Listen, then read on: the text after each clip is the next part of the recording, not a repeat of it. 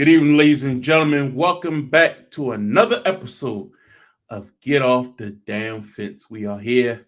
Week 2 of the NFL season is in the books. It's wrapped up. I'm here as I am each and every week with co-hosts Calvin Thomas and Justin Harris. What's going on, gentlemen? Calvin, you all right? I'm fine. You know, we can't have dead silence. I'm perfectly fine, by the way. I'm the one with the smile on my face. That's the one of the. Here we go. Good. I'm good. You know, a little minor setback, just a little major comeback. I'm good.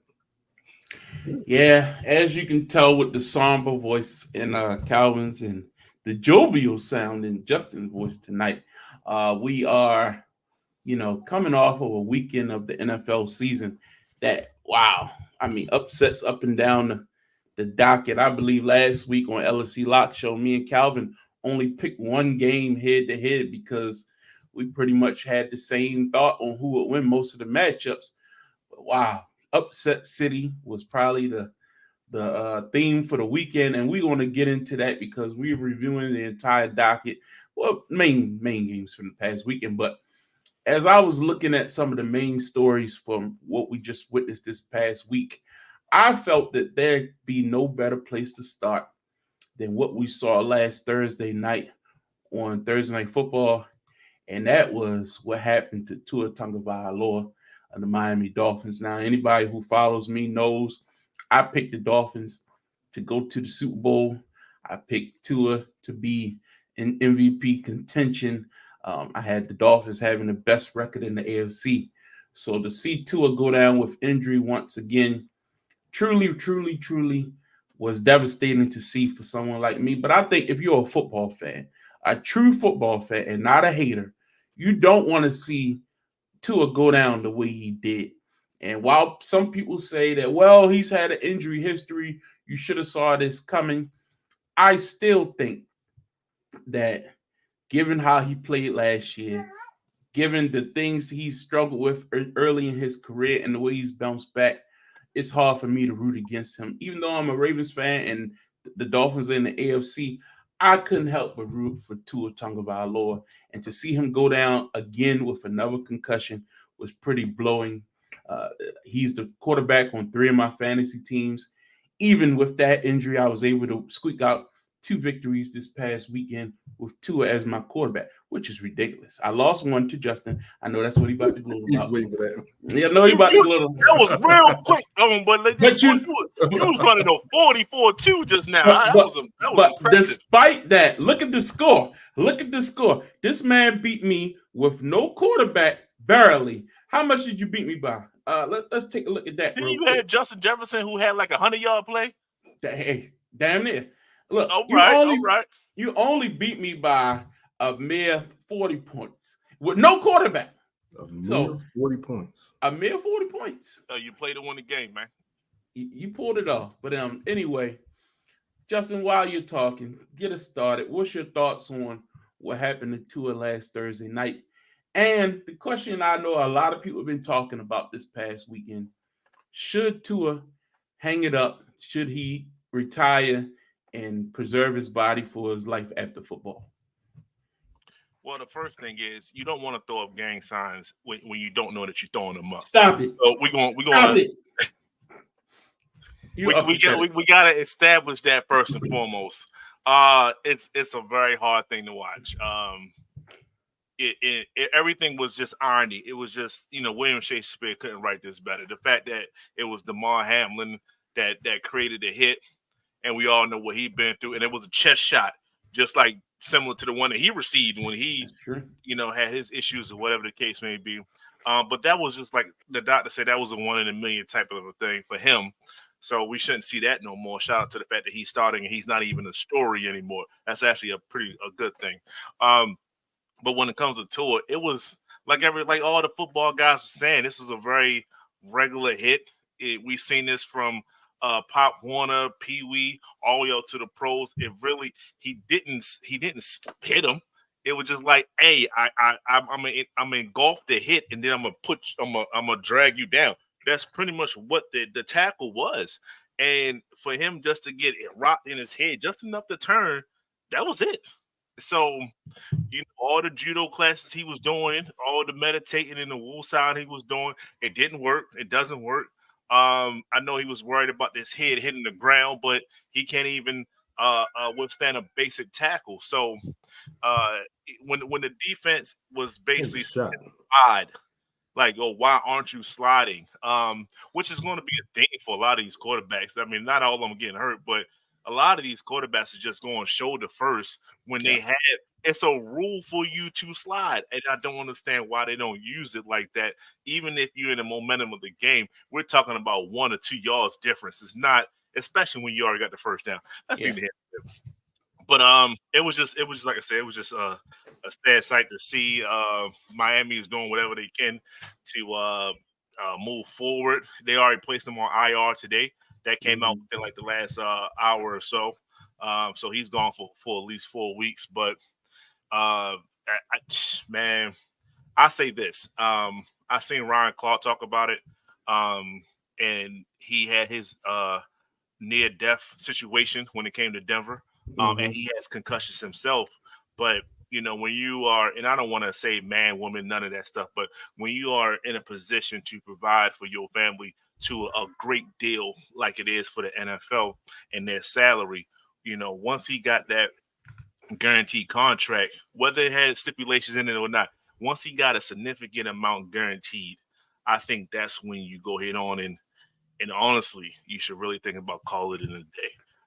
If it happened before, I get the fighting part of it because you're right there on the threshold of generational change. Like you can change the generations of your family based off of the contract that you get. But he got it.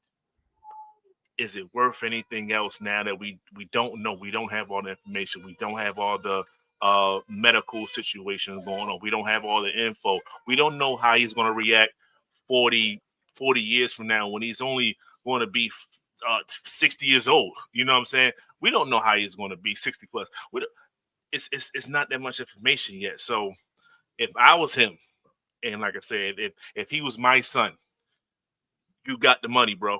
Let's not make this any given Sunday. Y'all remember the LT scene when he got that last tackle? Like, did I get it? Yeah, I got money, right? We don't need that. You got it, bro. Let's have a seat, man. Calvin, what's your thoughts?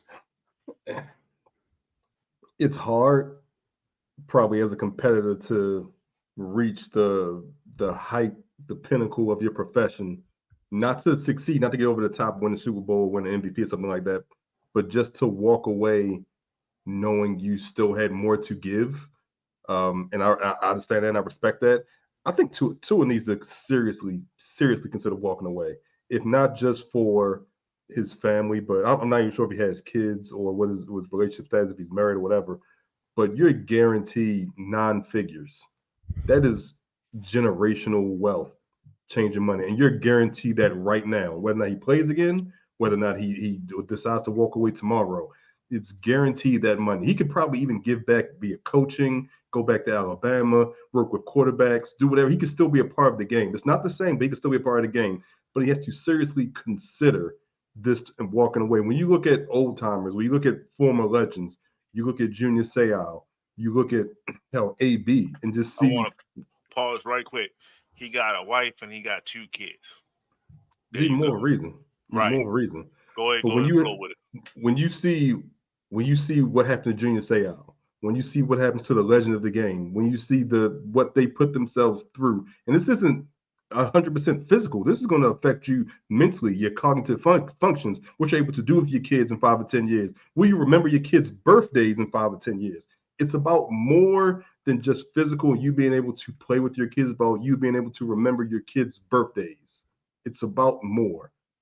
As much as you'll say, I hate Tua, I don't want to see anyone have what he's gone through multiple times. We can sit back and think of 3 different occasions in which he's ended up laying down, face down, or face up with a concussion, as Justin would say, throwing up gang signs. We've seen that 3 or 4 times. We don't need to see that again. For his benefit, for his family's benefit, walk away. I know it's hard. I know, especially if you didn't win, if you didn't win a Super Bowl, if you still yearn to do that, there are other ways to give back to the game, to be a part of the game without playing in the game and without putting your health at risk. If this is his first time, I understand. This is his fourth time having a concussion. His fourth time in 3 years. He had 3 in 1 year. It's supposedly easier to have another concussion when you come back off of this concussion, when you come back off your previous concussion. In my opinion, he should walk away, but I understand if he doesn't, just based off that competitive nature, that yearn to win, that yearn to be the best. I understand and I respect it, but somebody's got to tell him to walk away, and he has to listen.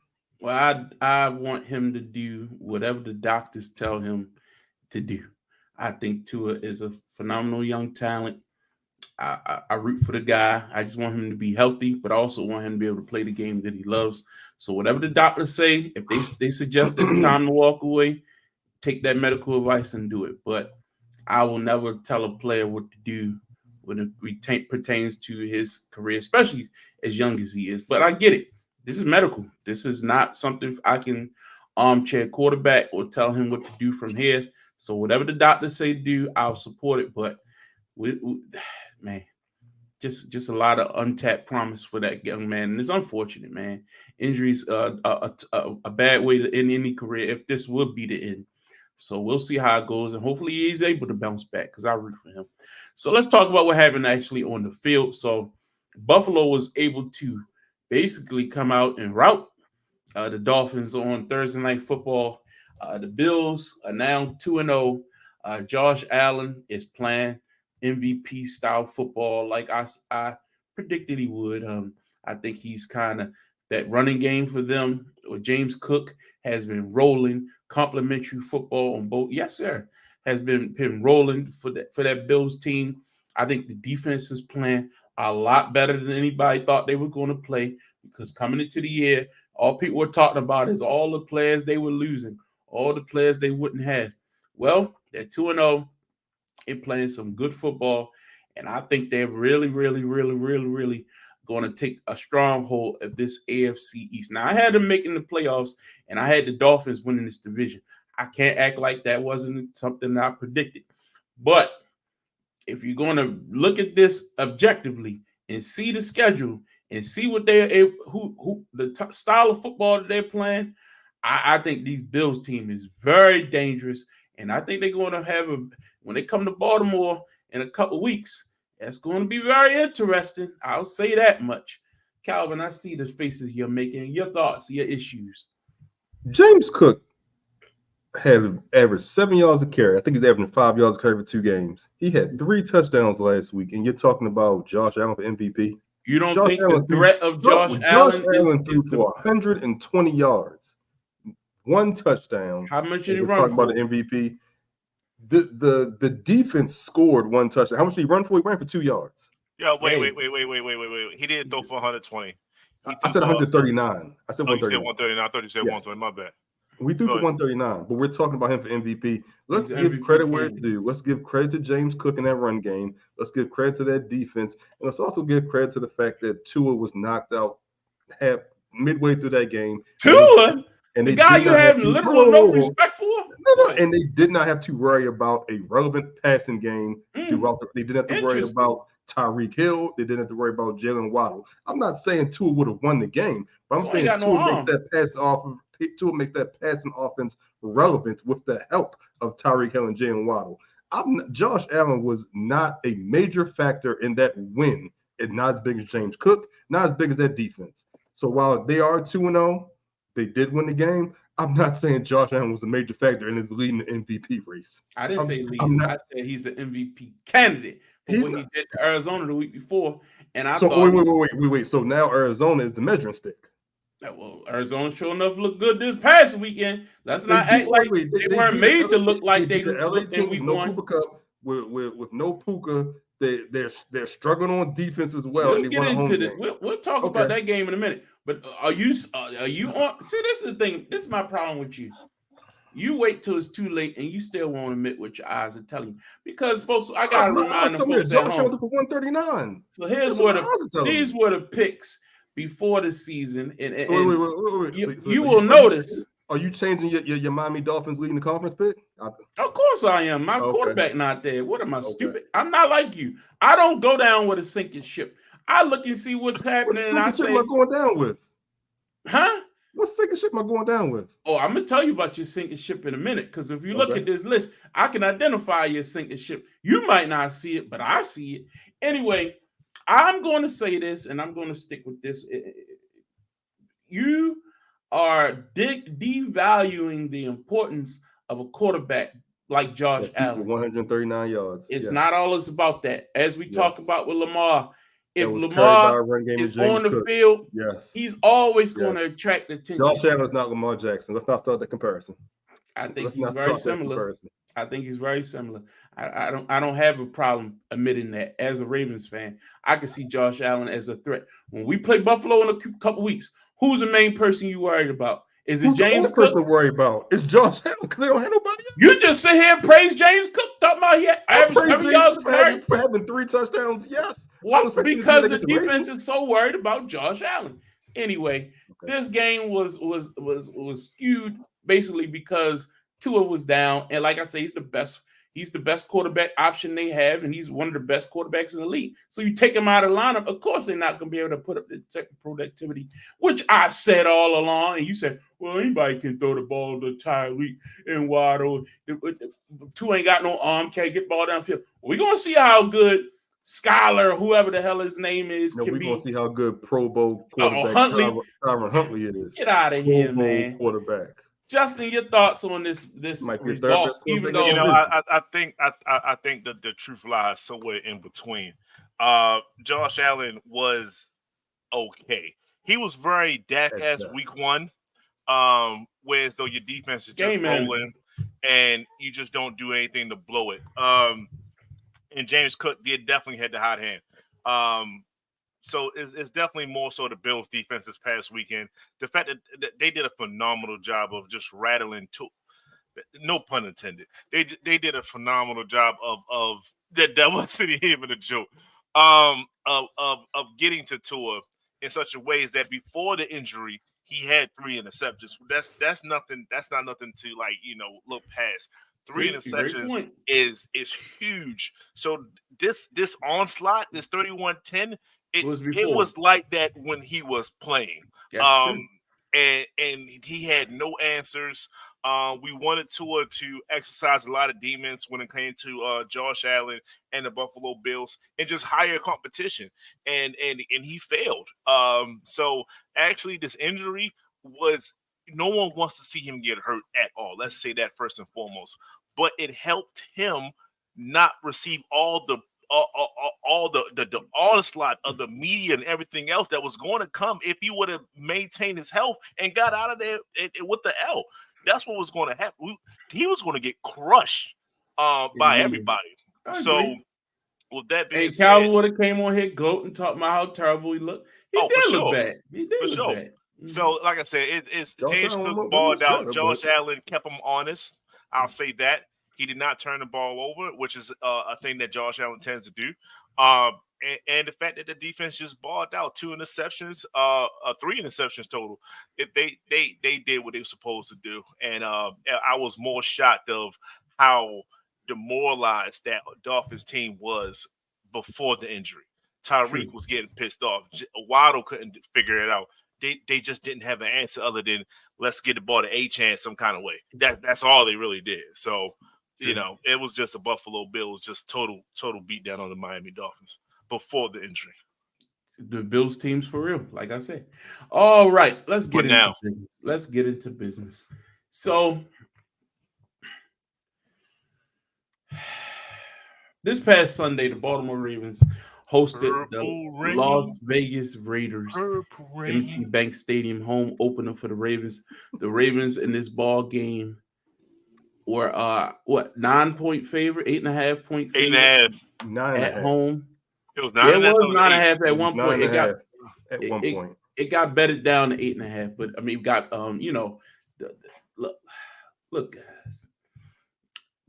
As we say every week, me and Calvin are Baltimore Ravens fans. Justin is not, so he's over here smiling. Get back, you got some popcorn. Look at this shit. Here we go. Okay. But I'm just going to say this, and I'm going to say it as plain as I can say it.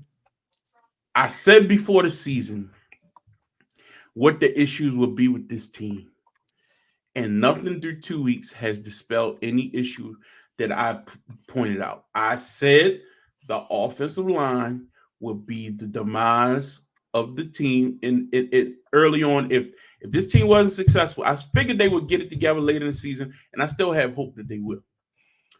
What I did not see on Sunday that I wanted to see, and I said this to you 2 weeks ago, Derrick Henry needs to run the football 25 times a game. Now, when I say 25 times a game, as I said, it doesn't mean he has to always hit that 25 number and that's some type of magic number. What I mean is there need to be a concerted effort to get him the ball. And generally speaking, if he's running the ball, that's to ice the game. You have a 10-point lead twice. A 10-point lead in the fourth quarter.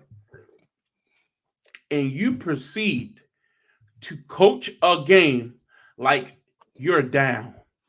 Like you proceed to coach. I saw a stat that really pissed me off. And we're going to get into this, but I got to move to this slide now. Derrick Henry, the first 2 games of the season, has a total of 3 rushing attempts in the last 10 minutes of the game. That is criminal. Wait. He wasn't hurt, right? No, completely healthy. Understood. Well, Justice Hill was having a great game, right? No. Okay. This is the problem I have. And people will say, well, there are so many highlights of him getting tackled at the line of scrimmage and all that. All well and fine in the first half. But if you watch that game, Derrick Henry was rolling. Derrick Henry was rolling. He was finding a rhythm. He was running over people, stiff-arming dudes. I mean, give him the ball with some blockers in front of him and let him eat. You had Crosby. How about double teaming? How about sending a chip over there? How about he's running free. He gets past the sorry right tackle and he's got Lamar in sight. He's got Derrick Henry teed up. Their offensive game plan has been shit the last 2 weeks. And I am disgusted. I've watched this game. I'm sad that the game is on right now as we're recording. I'm watching it for the 7th time. I'm so mad right now. And if you don't believe me, there it is right there. You see my camera. The game's on right now. But I really have a serious problem when the game plan that we all knew going into the season was you're going to ice these games away with a running back you can finally count on. Short yardage. Why isn't Derrick Henry involved in that? Why are you trying to trick people? What if you only get 3 yards on first down? That's 3 yards. How about running again? If you get 3 or 4 on the second down, guess what you in now? 3rd and short. With Lamar Jackson, with Derrick Henry. What Likely? How many times did you see Likely involved in the game planning this week? Like 4. I'm just pissed. I am so mad. And then don't get me started on this sorry-ass defense. Oh, my goodness. I saw another stat. The quarterbacks are 15 for 15 on play-action passes against the Ravens defense this season. 100% completion on play-action. So that tells me somebody's slow. Now, I know we all said we would give some patience and some grace to, or give him some time to get acclimated, but I'm not impressed. I thought Owe played well early. I thought, look, but I don't care. You got a 10-point lead. Somebody need to ice this game away. I could go on for days, but I'm going to ask this question. Calvin, I'm going to start with you. Who is the most to blame for the Ravens' fourth quarter collapse. Go ahead. For the fourth quarter collapse specifically? Yes. We just going down to fourth quarter? No, you can talk the whole game. You give me your whole thoughts on the game. I don't give a damn. We got all day. I'm playing the whole offense. You're up, like you said, you're up 10 points. They score, they kick a field goal. You're up 7. Your last 2 drives, well, not including the last drive of the game, which was 4 plays. You go 3 and out, use a minute and 10 seconds, a minute and 20 seconds on the clock. So there's 9 minutes left. You go 6 plays, 2, not even 3 minutes off the game clock, give them the ball back, allow them to score, tie the game, give them the ball back again, allow them to kick the game on a field goal. That's my biggest issue. You didn't play well the entire game, but you were still up 10 points at home with the ball. And you could not get 10 yards in 3 plays twice. Owe, great start to the game. Unblocked, 1 sack. It was a sack, though. He gets another sack later. I don't understand the defensive game. Let me start with this first. I did not like a couple of calls as well. Let's save that. I'll get this out of the way early. Let's save that. I did not like a couple of calls as well. However, I don't understand the game plan in which the opposing team has 2 weapons and you can't stop either one of them. One of 2 players is going to get the ball every time or once you get a pass attempt, and you can't stop either one of them. It's Devontae Adams, it's Brock Bowers. No one else is beating you. Those are the only 2 players involved in the offense, involved in the route runner, and they can't beat you. And then you let Jacoby Myers beat you too. Don't forget him. But I'm just going based off of who was targeted. Now, did they target a lot of Marlon Humphrey? Yes. Did they target a lot of Brandon Stevens as well? Yes. Especially on that touchdown. But like I said, we're not going to get into the calls. We're not going to get into the calls. I don't understand the rotation at offensive lineman when I fully believe the rookie is your best option at right tackle right now, especially what I've seen. Just his get off the line, his ability to fight, going against Max Crosby one-on-one, being able to hold your own on multiple occasions, late in the fourth quarter, late in the third quarter. Why are we still rotating guards? Why is Falele still in the game? I can go back and look at 3 plays specifically where he was a rotating turnstile and just letting the defensive lineman get in Lamar's face. On and on. I blame this offense. Defense, I'm not saying you're impervious. I'm not saying you were perfect, but you had the ball twice in the fourth quarter, up multiple possessions, and you don't hold the ball for a minute and a half either time. You can't get 10 yards. With Derrick Henry, you can't get 10 yards. With Pat Ricard blocking for him, you can't get 10 yards. With Lamar Jackson rolling out, you can't get 10 yards. With Isaiah Likely and Zay Flowers and Mark Andrews, you can't get 10 yards in 2 separate drives to get a first down and attempt to run another minute and a half off the clock. It's pathetic. It's pathetic. You gave Derrick Henry the ball 1 time, Calvin. 1 time. All right. And then you think you're tricking him by giving the ball to Hill instead? Like, oh, he got more speed. Who cares about speed? You're trying to get yards and milk the clock. Bludgeon them like you did the drive before when you scored the touchdown. You bludgeoned them. Go ahead, Justin. You know, this is starting to look bad on Harbaugh now. It's I think he's starting to run out of excuses. I think he's starting to, you can't keep blaming the coordinators for everything now. Let me just interject. This is not an invitation for Bill Belichick either. Let's not stop that crap now. No, not saying that either. It's you might be stuck at this particular point in time because I don't think neither one of your coordinators should be head coaches as well. He had one last year. Yeah, but he wasn't going. I mean, Harbaugh was his mentor, so that'd have been bad. Yeah, Jim. Yeah, and that's how he got here. And John did teach him a lot too. So we're not going to do that to him. But like I said, at this point, you got to start worrying about Lamar too. There was a lot of plays where Lamar just trying to drop back, and he thought the pressure was there, and it wasn't.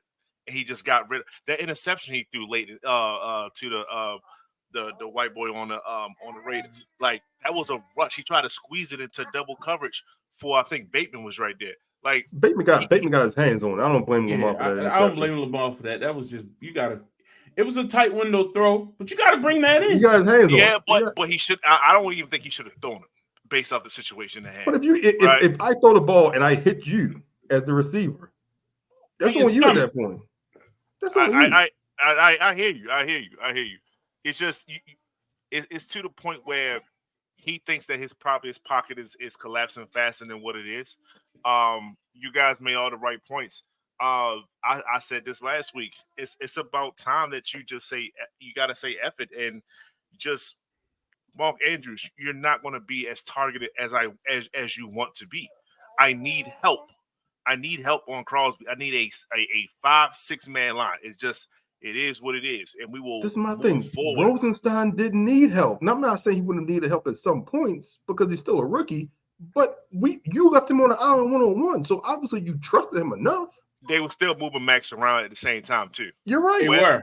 You're right. But he didn't get pressure on him in those key moments. That's what I'm saying. But he was getting pressure wherever he was lining up. He shouldn't have needed to get pressure. You're right. You're right. So if you're running the football, what does the quarterback have to do with anything? So with that being said, you know, they ran a couple screens, which was great. Like that's how you slow down a pass rush. But at the same time, I don't like the fact that when they put Derrick Henry in, it's telegraphing a run play. And when Justice Hill in the game, for the most part, they mixed it up. They mixed it up a little bit more. They started to, and then they went away from it. Right? You saw Derrick Henry get that little screen pass, or whatever the case may be. That was perfect. I don't even want to see Justice Hill until Derrick Henry is tired. I agree with that. Justice Hill until he's tired. That way you don't know what I'm going to do with the ball at any given play. I'm not tipping anything off. I don't think he needs 25 carries. I don't think I need to see Justice Hill as much. If they are clicking 25 carries over the course of 4 quarters, ain't that crazy. That ain't that crazy. If 6 times 4 is like, come on, guys, like do the math. That is not that crazy. You realize that's 400 carries a year or a season. Look. So icing games away. Hopefully, you won't be playing in the 4th quarter. That goal is to blow people out. They're not scoring enough. Go ahead. I think John is trying to preserve him some kind of way. I truly think he's trying to preserve him. 0-2. But this is the problem that you run into. You still got Mitchell coming. Like when he gets back, you'll get time to rest later. It's mid-season ish. That's when you can. All right, Derek. We want to let up some. We already have an identity. We already know who we are. So on and so forth. I don't need to pound as much as I've been doing in the first couple while we was hurt, while we was injured. So you have help coming. So you don't need that philosophy. That's why I'm putting it back on the coach. Like you need to go ahead on it and overwrite your coordinator and say like, yo, what are we doing? Like you said, 3 carries in the last 10 minutes. That's literally what we brought him over for. So now I got to talk to the media and they're looking at me like I'm retarded because I'm giving them a retarded answer. Like, oh, we didn't bring him here for 30 carries. Well, you're not even giving them 20. So it doesn't make sense no matter how you put it. And eventually, you can't keep blaming coordinators. You can't keep blaming the players as much as I want to blame Lamar. Like, even I know Lamar be like, yo, we're not running the ball because I don't like Lamar. But it gets to the point where I know he's thinking like, yo, we really not going to – all right, well, I guess I can do it myself kind of way. Like, he shouldn't even be in any positions like that. It should be, yo, line it up, and we're just going to run the ball. Other teams are having success doing the exact same thing. Well, like, this is what I heard. Lamar checked out of some run plays. If he's doing that, he's still doing that AFC Championship stuff. And then I hope that wasn't the case. That's why I was trying to put it. I'm not putting it on him. But if he's doing that, then now you might have more people. He decided to run it himself on a couple plays where the call was for Derrick Henry, and he decided, oh, everybody think Derrick gonna get it, so I'm gonna keep it. And then, like that play, he rolled out to the right and got smashed. Like that should have been the Derrick Henry. It was a lane right there. All the blocking was going that way. He thought he could go against the grain, roll out to the right on a bootleg. This was in the 4th quarter now. When we had a 10-point lead, a busted play, then the next play, holding, come back, illegal. Like that's when this stuff happens. And I have to put that on the quarterback as well. Everybody get a part of this. Look, nobody's clean here. But at the end of the day, the head coach's responsibility is to steer the ship. All the buck has to stop with him. I hear too much of, well, we're cool with this, and this is fine. That's what the challenges with the flags. What the hell is going on? You can't be inspired by the fans and your players because they think they catch everything. You need to. And if you had, and the other thing I didn't mean to cut you off, but the other thing I had, if you have this in-game coordinator, what the hell is their job if they're not advising you on what's going on in game? No one thought you should challenge either one of those calls. He tried to say one person. It wasn't enough time to get a replay. They had plenty of replays up in that booth. That's BS. Look, that's a lie. If you watched at home, you weren't sure if his toe got down. Definitely a lie. It was a lie. It was a lie. Even the Zay catch or non-catch. I just think there's so many things, and I got way more I want to say, but I'm gonna save a lot of this for the LNC Lock Show because we need more time just to deep dive into just this game, beat by beat. But this was pathetic, okay? And honestly, I'm at the point now. Harbaugh got 6 more weeks. 8 games, that's enough for me. If this thing ain't turned around by week 8, week 9, get rid of it. What is turned around in your opinion? A winning record. So they gotta go 5-3? Easy. Huh? They gotta go 5-3? Easy. Sorry, I want to see a concerted.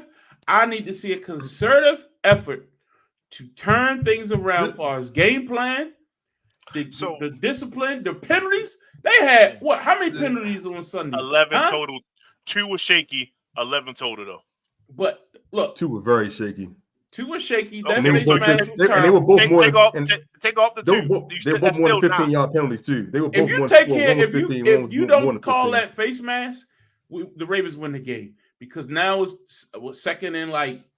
I mean, 20. but the only problem I have with that is they get a sack the next play, so it's still second and 16. But think about it. Had you got that and then get the sack, that's even more yards. Yeah, that's a. I mean, you assume that both of those things happen. I think the sack was offset. Momentum. The crowd was amped up. Everything that was going your way, and all of a sudden if they don't crowd with a face mask. If you don't get that pass interference call, they kick a field goal instead of going because that was on 3rd down. Pass interference is so subjective. I'm not even going to argue that one. I don't, but I don't think anyone thought that was pass interference in regards to just that play because my problem is with these new rules. If the booth is supposed to be allowed to send over corrections, why didn't they correct that one? Because when I watched the broadcast, even the guy was saying it was a terrible call. They were saying, "No, that's horrible." Like if you're going to make these corrections, because I watched games all weekend where they was like, "Oh, we need to talk to the person in the booth," and they overturned it and stuff. Like that's a subjective call. It should be for everything. If you're going to do it. That was pathetic. I wouldn't be surprised if you see that going forward. Only if it's in the end zone, something like that. Because otherwise, that was in the end zone. They put him on the 1 yard line. I agree with that, but I'm saying otherwise you're going to just challenge everything, every call that you don't like. I just think, for instance, for just the boil is all down. I'm sorry. Play calling is important, especially when you have a lead. We saw it. We're going to talk about the Eagles in a minute. But when you have a lead, there are certain things that we look for out of these play callers to do. Make sure you don't put your players in a position where they need to still play like they're down 20. You're up 10 points. Run the football, man. You got Derrick Henry. I do not understand this. And then the defense, you can stop them. I mean, you can stop them. There's no rule that says that just because the offense didn't make the play that you can't make a play. Some of these receivers, Devontae Adams looked like the best receiver in football out there on Sunday in the second half. Go ahead, Justin. My fault. No, they for that Devontae thing. When you get, he's a great receiver. So you can't do 1-on-1. if he keeps getting opportunities, and that's what it did. When you don't have, Calvin alluded to it earlier, when you don't have sustained drives, at least enough to go more than 10 yards to give the defense some kind of break. They was 3 and out. Our defense go back out there. Yo, Devontae is going. He's eventually going to eat. Brock Bowers he's the truth. He's different. He's going to eat. So, and then you're still trying to work out the defensive situation because you do have a new coordinator. He's not going to get this defense right until week 5, week 6. That's just based off a new coordinator on the defense when you have a BS preseason. So he's going to need some time. The opportunity is for the offense to do what it's supposed to do. This is the difference between other quarterbacks and other players historically. When Peyton Manning, when Tom Brady has his league, I'm going to milk 5 to 7 minutes per drive and watch me go up the field. I'm not trying to make too much of a comparison with them and Lamar. It's just when Lamar has these leads, whether he checks out of it, whether he doesn't perform well, whether the play calling's right or wrong, it's the 3 and outs. It's the I'm not running the ball, I'm not milking the clock, and now you leave teams to have a fighting chance, and eventually they're going to make a play, and you're going to run out of time to make plays. And look, I didn't even address the false starts on Henry, especially the next to the last drive, which questionable in my opinion is best as well. But going back to what you said, if Harbaugh has gone up to 8 weeks as you suggest, then that means it's a lost season. Because I don't think if you're in contention, you're going to turn the team over to one of your two coordinators at this point.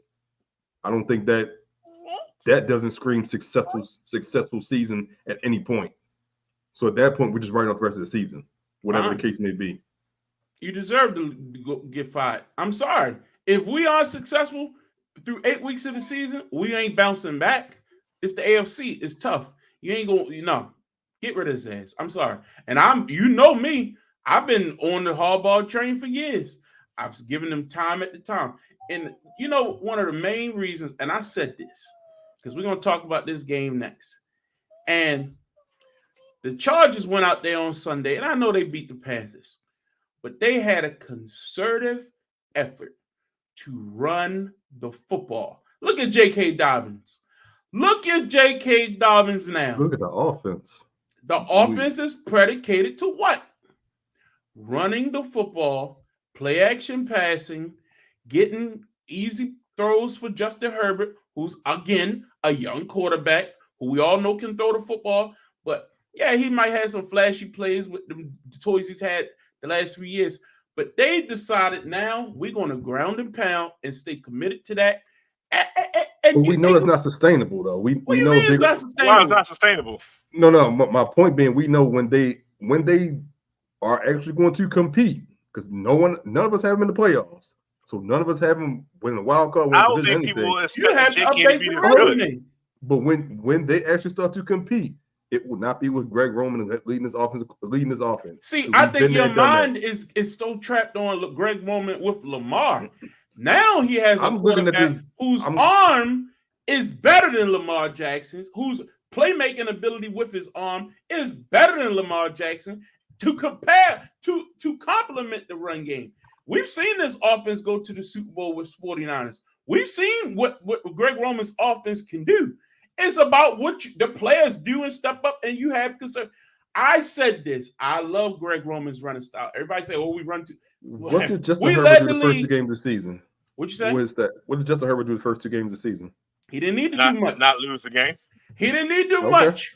He didn't need to do much. Because I'll show you this. And who they beat. See, you coming up with all this stuff. J.K. Dobbins, I'm just asking questions. The number 1 rusher in the league through 2 weeks, 266 yards. Like, I'll take it. Don't give me Justin Herbert stats. I hope he stays healthy. Give me J.K. Dobbins stats. That's what I'm talking about.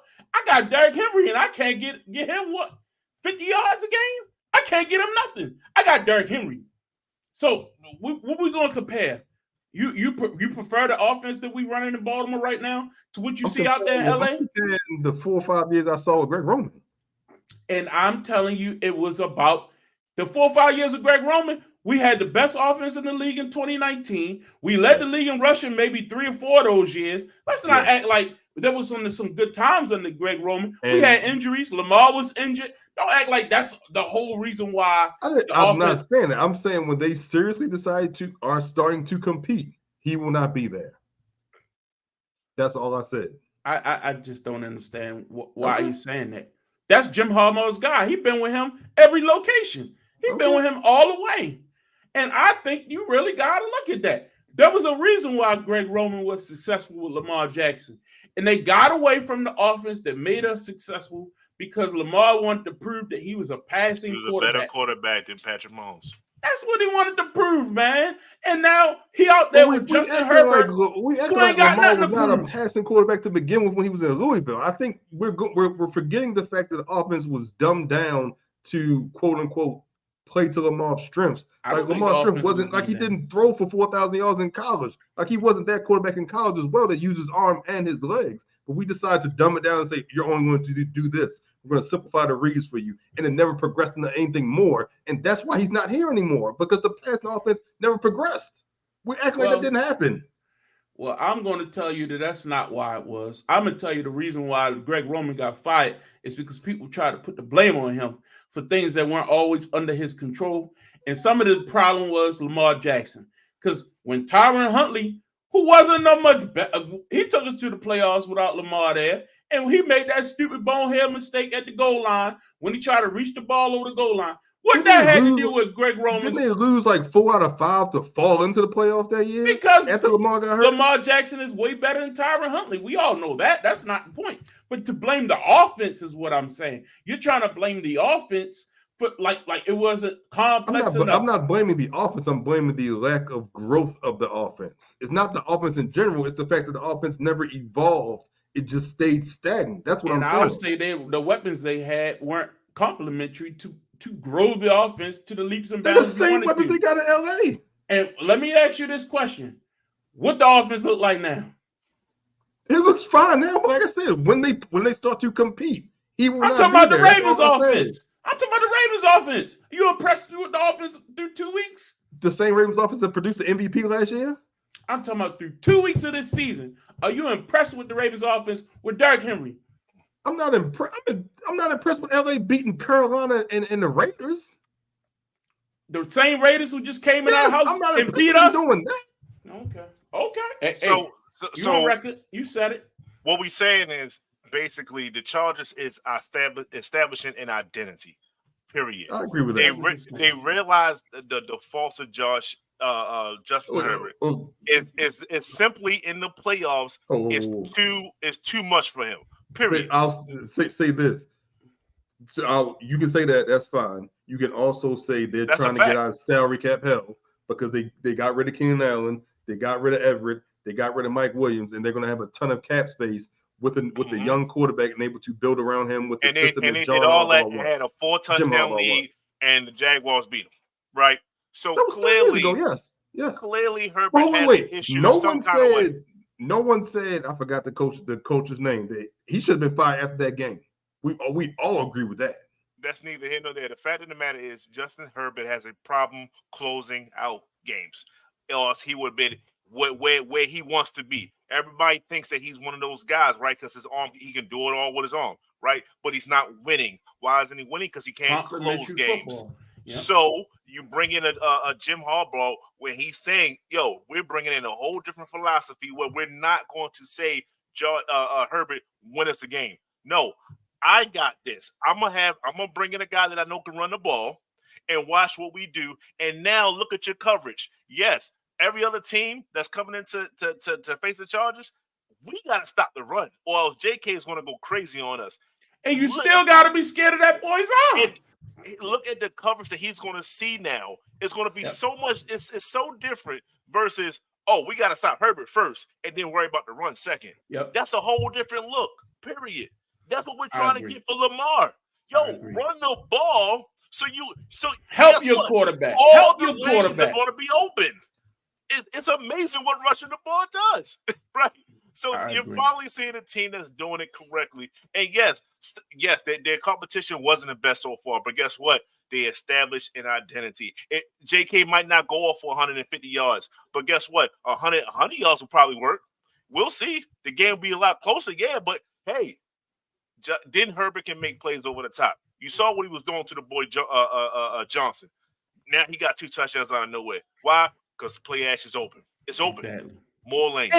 And another point I want to make about this Roman offense compared to what he had, Monken's offense had Zay Flowers, who was in his rookie year last year with Monken, right? So Roman never had a Zay. Zay is a special weapon. I love Zay. He made Mark Andrews one of the best tight ends in the league in that offense because of the play action pass, because of the ability to run the football, and people know you had to attract up. He didn't have a Likely. Likely was a rookie last year. So if you're telling me he had Likely and Andrews in that offense, I bet you we see more production out of both the tight ends, not just one. Andrews had a down year last year. I know he had injury, and I haven't been impressed with him this year either. The running game is completely different. The last 2 years, Ricard has not been getting utilized in the way that he should have. He was utilized to perfection in that Greg Roman offense. Look, I never was against Greg Roman. Y'all was against him. So I'm always going to defend him. I don't care what you got to say. I'm telling you what I saw with my own eyes. And I study more film than most people on this planet. And I'm telling you, that Roman deep offense was not the problem. It was the personnel that they tried to get. I never said it was the problem. I said it was the lack of growth in the offense. He was a scapegoat. That's what 100%. I said. It was the lack of growth in the Harbaugh offense. Should have been what fired. I said. That's what I said. It was the lack of growth in the offense. When this from a personnel and when we talk about it, when this team starts to win, I want you to tell me and come back and say Greg Roman was a part of it because he would have been a part of that pass. He's the best run game coordinator. I'll give you that. But what can he do to grow the offense from that run game? What has he shown to do? Do you think Lamar Jackson is more talented than Herbert? Simple yes or no. Yeah, Lamar Jackson can do more in a Greg Roman offense specifically than Justin Herbert. I think he can. So why was Lamar Jackson stagnant in this offense? He won an MVP. You were correct. He had the best run game in 2019 with Ingram and I'm going to say Edwards, with Ingram and Hill and all those guys. Yes, but why did the offense never progress from that point? That's my point. Because in 2020, the world shut down. Lamar got COVID. The next year after that, Lamar got hurt again. The next year after that, Lamar got hurt again. Then he got paid. What we talking about here? So is Lamar getting hurt? Now, I've already said that. I can go through every season. I've already said they couldn't pay anybody in 2020, and that was the year they're supposed to go all in because Lamar's rookie contract and all that, and they chose not to do that, couldn't do that, whatever the case may be. But my point is, why didn't the offense grow as Lamar got better in his Didn't y'all stop rushing the ball in the playoffs in 2019 too? They got down 21-7, but we can revisit that if you want to. The Buffalo game, what happened in that game? I thought the offense was clicking. All of a sudden, Lamar throwing interceptions for no reason. Okay, we're not going to relitigate the past. All I'm saying is I'm using this game as a juxtaposed to what we saw on Sunday. That's all. I'm not here to say the Chargers going to win the Super Bowl. I never said that. What I'm saying is when you make a concerted effort, and 9 times out of 10, watch all these games we talk about from this past weekend. And the style of offense they run, I say it every week, West Coast offense. Look how many teams run the same offense. Look, let's go to the next game because this is going to be a recurring theme. Look at the New Orleans Saints offensive coordinator. Who's the offensive coordinator? He about to get a coaching job. Who's the offensive coordinator for the New Orleans Saints? Who's young Kubiak? Kubiak! Who we won a Super Bowl with? Come on. That's the West Coast offense. This is the Shanahan offense. This is what we're talking about. They ran down the throat of the Cowboys. Play action pass. Derek Carr throwing bombs down the field like it was nothing. How many touchdowns did Alvin Kamara have on Sunday? It was ridiculous. Run the football. Derek Carr more impressive than Josh Allen. Whatever. But guess what? They ran that offense and it worked. Justin, what was your thoughts on this matchup? I know that the Saints looking good in that NFC South. Gotta raise your eyebrow. Not at all, because they still got Derek Carr. He'll mess up eventually. But that being said, when they played the Cowboys, there's a situation where pride is on the line, right? And the Saints physically moved the Dallas Cowboys off their spot. They physically imposed their will, and Dallas was like, huh, that's our kryptonite. You know, it's very reminiscent of the Colts back when Peyton Manning was doing his thing when they had Mathis and other Freeney on the other end. When Bob Sanders was in the middle, when he was coming down from the safety spot, he was the muscle in the middle, whereas though you can try to run against us, it's not happening. They don't have that force for the Dallas Cowboys at all. So when someone decides to run forward and run straight against them, even if it's stretch plays, it don't matter because we're not worried about your speed rushers. They don't set the edge. We're not worried about them. Let them come inside. Let them come outside. We're just going to play. We're going to play smart football, and we're going to scheme around that, which is why I'm worried about next week. But that's neither here nor there. This is what happened, and when Alvin is playing for a contract, let's not forget that. That's true. So he's bringing the attention, and what happens when you bring the attention? You start to freeze those safeties, right? They establish our running identity. They froze the safeties, and what happens when you freeze the safeties, even for a second, you go right over the top, and that's what happened. And it's truly this simple. I don't know why other teams don't incorporate this type of stuff, but it's truly that simple. Alvin Kamara freezes your defense, and you go right over the top. But you have to have a quarterback to throw the rock.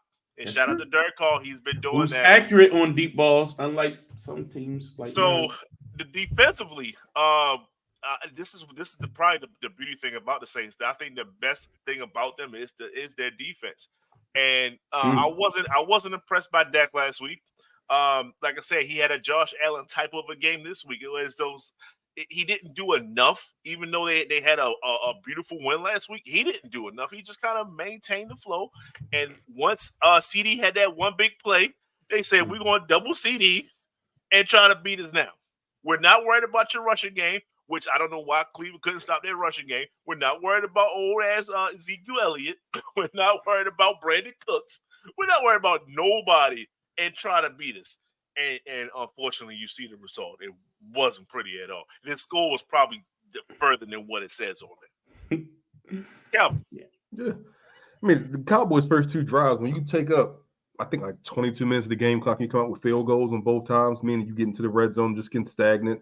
And you have the Saints offense that go one play, 70-yard touchdown, 5 plays with 3 runs. Like we already established that they can't stop the run in Dallas. And now you have these playmakers, quote unquote, who only want to get stats, get upfield and open up the lanes. Jamal Williams and Alvin Kamara just had a field day, and the Cowboys just couldn't score on offense. You're now a one-trick pony. You can only pass. There is no run game. There's no threat of a run game. Like you said, I don't know why Cleveland had such an issue stopping the run last week, but that 2019 best backfield was only good for 1 week. After that, now they got tired. They can't run. They can't pass block. It's on deck to do everything. It's going to be like that for the rest of the season. And if you have a team that can run the ball, that has big playability, with Derek Carr basically having two touchdown passes over 50 yards the first 2 weeks, in back-to-back weeks, 1 and 2 play drives where you're scoring touchdowns, and you're scoring touchdowns on every drive. I think I saw a stat. They scored on their first 15 drives, either a touchdown or a field goal. So not only are you scoring, you're chewing up the clock. You're letting your defense rest. And you did this with did Marshawn Lattimore play last week? I think he was out last week as well. So your best cover corner who would play CD was out, and you were still able to not only chew down the clock, score points, but you gave up one big play, and that was it. And you put up 44 points in this past week. I'm not saying they're a dangerous team. I just think that right now that offense is rolling. You say you're not saying they're a dangerous team? I'm not saying they're a dangerous team because I'll still have Atlanta and Tampa Bay over them. I'll still have them. I didn't have Dallas in the playoffs. I'm not expecting anything from Dallas. I'll still have Tampa Bay and Atlanta over New Orleans. but they have the next hottest offensive coordinator. Back when it was before, it was Sean McVay at one point, it was Schottenheimer at one point, now it's Kubiak. Wouldn't mind seeing him in purple and black, but I'm not gonna get ahead of myself. But they got the best thing going right now. I just thought that it was a phenomenal game plan, but also the execution. You made a good point, Justin, about the defense. I thought this Saints defense was going to take a step back this year, but they seem to be clicking, man. You go out and beat Cleveland and Dallas in back-to-back weeks, and maybe that NFC South is tougher than we thought. We know the Panthers ain't nothing, but these other three teams might be a dogfight. You never know coming down the stretch, but this was a very impressive win for the Saints and Derek Carr. He didn't have to do much, but like you say, when you run that football, it just makes the game that much easier for the play action pass. And I just don't understand why more teams don't do it. We'll see if they can continue this next week. It'd be more eye telling to see where they at. Just like us when we played Detroit Lions, that was kind of eye opening for the league, saying, okay, Tampa Bay might be serious. They play the Eagles next week. We'll see if they can destroy them just as much as they destroying other teams. Then we'll really see how good the Saints really are. True. Speaking of we saw Bijan on Monday night. I'm not saying they can't. I'm not saying they can't. We'll see. The Buccaneers got a big win in Detroit on Sunday over the Lions. Very interesting matchup. The Lions, a team I never believed in, and I think they're a little bit overrated, really didn't have a big game from anybody. If you looked at the totality of what exactly went down on the field, the Buccaneers, I didn't think the connection between Baker and Mike Evans really wasn't there. But hey, if you look at these stats for where we are through 2 weeks of the season for receiving for the league, you got to look at what you're seeing here from Chris Godwin, who's right there, number 2 in the league in receiving yards. Right there, Jameson Williams right behind him for the Lions. He had a big game week 1, but very impressive seeing what the Bucs were able to do with Baker Mayfield is rolling.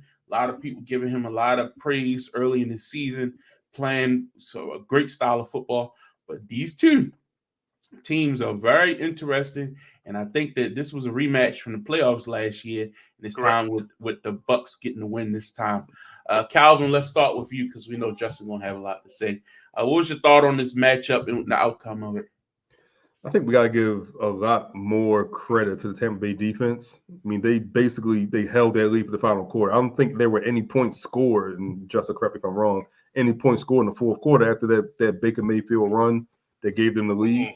And that Tampa Bay defense basically shut them out in the fourth quarter. And I think even though you had this big game, Curtis Godwin, Baker Mayfield really didn't put up the stats that you would expect it to. Godwin cooked like 10, 11 passes, equivalent to Jameson Williams on the Detroit Lions. But the defenses really played well in this matchup and really were able to lock down that Detroit offense. You know, Gibbs and Montgomery really didn't make a big impact. Amon-Ra St. Brown had a great game, but when you catch 11 balls for 110 yards, you're basically catching 10-yard passes. There's no yards after the reception. You're basically catching the pass and getting tackled right at that point. So if you can do that enough and not give up any of the big plays, you know, that's going to be a decent performance on the defensive end. And that Tampa Bay defense came to play, and they held Detroit down, even at home in that dome, in that fast-paced dome where I expected them to put up more points. So I give credit to Tampa Bay Bucs defense. They really held them down when they needed to. There were 2 touchdowns scored in this game. There were 2 touchdowns. I expect this game to be a lot more high scoring. I'll give credit to the Bucs defense. I still don't expect much from Baker Mayfield. You're not going to change my opinion on that. The defense really held down the Detroit offense. And that's what, in my opinion, what led them to victory. Didn't you place a bet saying that Detroit wouldn't lose a game until I had them? No, I had them being the last undefeated team. That was the bet. Lasted 1 week. All right, Justin. Lasted 1 week. You know, I got a backup team now. I got a backup team. I mean, you was lauding that stat for a while. I was like, yes, really? Really? And the schedule gets soft now, so it's like now it gets soft. Weeks. You thought it was soft last week. Go ahead. my place of business. I'm a barber at Conscious's Barbershop, and when I left out Friday, I had the whole shop thinking that we was going to lose. We had people from Detroit literally bad mouthing my team and everything like that. And I said, just wait. So we all see the main highlight, Calvin, and I just need you to say, when I say shake and bake, I've been saying it week in and week out. And he did what just proved it. He just gave him the I think that's what Baker Mayfield does. That was terrible. It was beautiful. That's what that was. Chris Godwin, which only had 7 receptions for over 100 yards. They took him off the line of scrimmage. They put him in the slot more often, and all he does is he's been. Just think of the Rams when they had Puka and Cooper actually dominating. Think of them when you think of this Tampa Bay offense. Mike Evans is great, but it's going to be Chris Godwin. He's going to be the guy that's going to make plays. He's catching the screen pass. He's catching the 5 and outs. He's catching all those things. They're getting him the ball in space, and he's playing dividends from it. We have a real issue when it comes to rushing the ball, though. I'm not going to overlook that. I mean, Rashad Wright had 18 yards, and Bucky Irvin had 20. Well, he got hurt. He got hurt, came back. So we really need to figure that out. But until we figure that out, it's been Baker Mayfield all the way, baby. So it's not too much I can say. I expected a victory. We got our victory. That was a big test for us. So bring on week 3, whoever it is may be, and we just gonna keep it rolling. It's a real thing. Tampa Bay is a real thing. Baker Mayfield is a Pro Bowl quarterback this year, and he's gonna prove it. It's nothing to say. It's no shock on my part. 2 weeks. Yeah, through 2 weeks. He's up there. When you get up 2-0.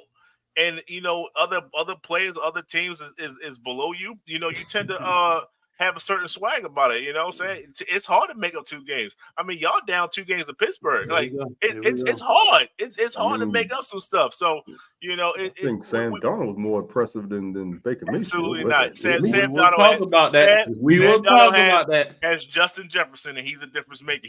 He's not Gary Wilson. But y'all got Mike Evans. This is Justin Jefferson now. Don't do that. So we're not going to compare Justin Jefferson to anybody on the Tampa Bay Buccaneers. What we're going to talk about is the fact that we won the game convincingly, and shut them out on the road in Detroit in a hostile environment in the dome. Shut down Gibbs. Montgomery was not a factor at all, and we made Goff look like he was playing golf out there. 20 points. Don't disrespect it. You know what? It's a lot of talk for winning a game. Thank you, Lord, for the opportunity for saying my piece for winning the game. Matter of fact, there's probably some type of alcohol in that because you need it after the week you had. Man, Calvin, you should just let that man enjoy himself. The man was on a roll. He had a good time. He was cool. He Yeah, exactly. Cool. Exactly. That's exactly how you want. I look forward to hearing what you say next week. 2, I don't even know who y'all play next week. Don't even know who y'all play next week. Dallas got their ass whooped. When the Ravens took that L, you just had nothing to say. That's exactly the same pause you just had is what you had on Sunday night. The good thing about Calvin, this coming Sunday, somebody got to win. Somebody got to win. That's true. Cowboys are 1-1. First of all, they're 1-1. I got one question on this next game. You like that? You like that? You like that? Yo, you like that? Oh, Lord. My man, Kirk Cousins, baby. Did you see it? Last week, y'all was on here. Oh, he's here. That's the Kirk Cousins we used to. He ain't this, he ain't that. Now, I said the man was going to take a week or 2 to get his sea legs underneath him. Ain't played competitive football in almost a year. The man needed some time to coming off that Achilles. He needed the time to get back on the legs under him. Don't think our man Kurt was dead. Did you see him in that fourth quarter? My man was dealing out there. Here's another one. What a phenomenal performance. It was phenomenal. Okay. Phenomenal play by Kirk Cousins, and the Atlanta Falcons are right back in it. On the road in Philly a team a lot of people have going to the Super Bowl. Now, mind you, no AJ Brown. I completely understand that. But at the same time, that performance by that offense on the road, Bijan Robinson was sensational running the football. Again, get back to your style of football. Kurt said it last week in the week. Week 1, he was in the shotgun a lot of pistol. Couldn't really do his play action passes like he liked to do. Week 2, put my man under center, let him go to work. Look how many times Kurt was under center on Monday Night Football. I mean, just the run was there. Play action. Got Pitts involved in a couple big plays. You saw when it was time to put the money in the middle of the table, Kirk Cousins was dealing. Now, people say, oh, the Eagles start playing prevent. Or the Eagles shouldn't have they should have Saquon dropped the ball. Yeah, that's true. 100%. But sometimes you got to take advantage of mistakes the opponents make. And still, he had to drive the length of the field, and he didn't need a field goal. He needed a touchdown. And that pass to the what a performance by Kirk Cousins on Monday Night Football, who has won 4 of his last 5 primetime games that the people said he couldn't win in prime time. Well, that's why they pay him the big bucks. Calvin, what was your thoughts? I know you're a Kirk Cousins hater. Shout out to Kirk Cousins' agent. That's my first thought. He earned his money. Whoever his agent is and gets him them paydays. Look how many primetime games the Falcons got now because Big Money Kirk's in town. Go ahead. I thought it was because they got rid of the previous quarterback, but that's neither here nor there. And they got if you ask me that, look, Atlanta won the game, but I think more so Philly lost the game than Atlanta won the game. Between the Saquon drop pass on 3rd and 3, between them not deciding to run the clock and leaving Kirk, even though they didn't have no timeouts. We saw what Green Bay did to this pass offense last week.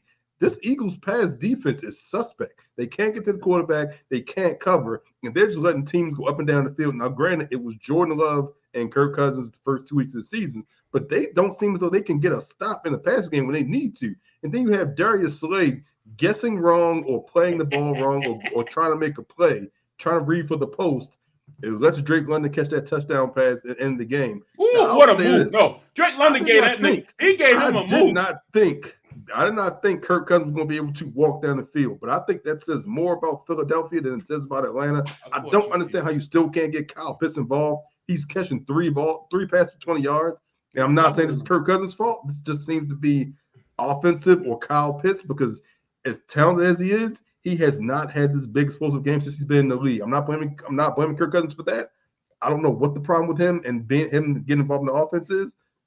Good win by them, but I think Philadelphia more so lost this game than won it. You know, I got Atlanta winning the division, so don't say I'm down on them. I just did not think. I think Philadelphia did not come to play in that first home game. I'm not saying they took Atlanta lightly, but you're down your number 1 receiver. Poor performance by Jalen Hurts. 23 of 30, but only 183 yards. Saquon kind of gives you 25 carries for 95 yards. Drops the pass when he needs it the most. They didn't have a reliable number 2 receiver all night. It would seem to be Devontae Smith or nothing. Even though you had the third receiver, I think his name was KV, catches 6 balls for 24 yards. They were not able to get anything really going in the passing game. The Philadelphia offense, I expected more from them. Is A.J. Brown that big of a feature in the offense that he makes his offense really go? Good win by Atlanta, but Philadelphia needs to be concerned, in my opinion. Justin. Well, things start up front with Philadelphia, and when they lost the Fletcher Cox or whatever the case may be, they was hoping that the young boys was going to take over. Jordan Davis and the other young boy they got, and it's not happening. So they definitely have a weakness on that line. They let go of Reddick, and he clearly is a piece that they need. They have no four down lineman pass rush, which is one of the reasons why Kurt was able to have that kind of drive. And it goes what we're seeing is offenses. Maybe it's the coordinators. Actually, I know for a fact it was the offensive coordinator, because the head coach Nick Sirianni was like, that wasn't me, that was him. I don't know what y'all was thinking, but that was all on him. But we won team though. That's what he said. Kellen Definitely Moore. throw him on the bus. Kellen Moore, correct. We offenses are basically just getting too cute. They're getting too cute for the NFL.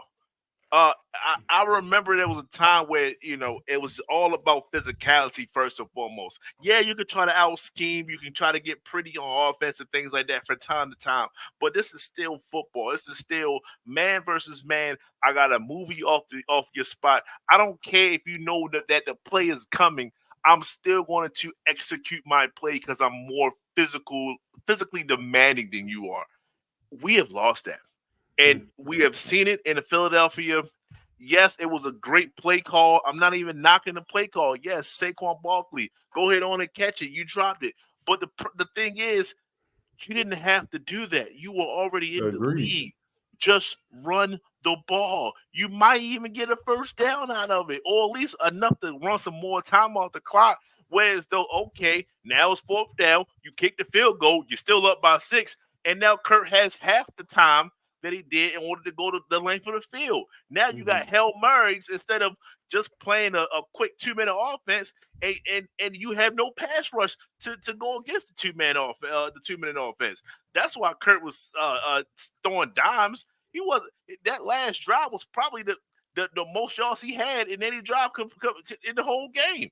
It was the fact that they was playing soft. They was biting, like you said. Slade was he bit like they had a pass rush. You don't have a pass rush. You gotta stay back. And how you let Drake do that easy move on you? Because you don't have a pass rush. So it's problematic. The Eagles had this game won. It was in their hands. We had teams. We done seen it. Unfortunately, with the Ravens, I'm not going to keep bringing it back up. But we have teams that just do not know when to run the ball. They try to get too cute for their own good, and they end up making mistakes along the way. And other teams are being very opportunistic, and they take advantage when you're not doing what you're supposed to do when you're in the league. And you know the problem? They were running the ball all first act. The game was going by so fast. Like between Barkley and Bijan, the game was going by so fast.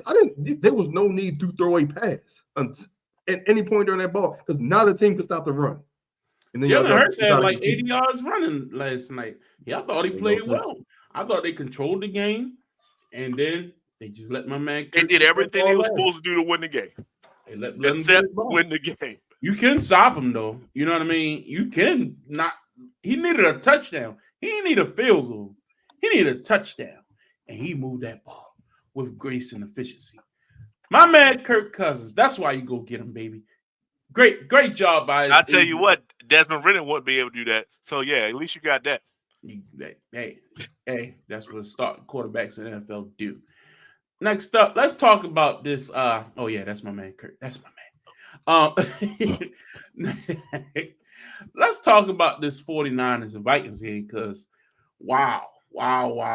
So 49ers, full disclosure, as we talked about, my Super Bowl pick, this is the team I got going all the way. But these injuries, man, they are piling up once again. It seemed like a yearly occurrence with this team. Christian McCaffrey missed his second game of the season last week. Now Deebo Samuels missed the game, and the injury prognosis does not look good. We saw that George Kittle left the game. He was able to come back, but he was hobbled. This team, time and time again, seems to lose big-time players, and they paid Brandon Ayuk all this money in a couple weeks ago, and he gave him nothing. So they actually went out there and lost to Sam Darnold and the Minnesota Vikings. Now, the defense was healthy, so I don't want to hear no excuses on that side of the ball because they were out there in full strength, and they gave them nothing.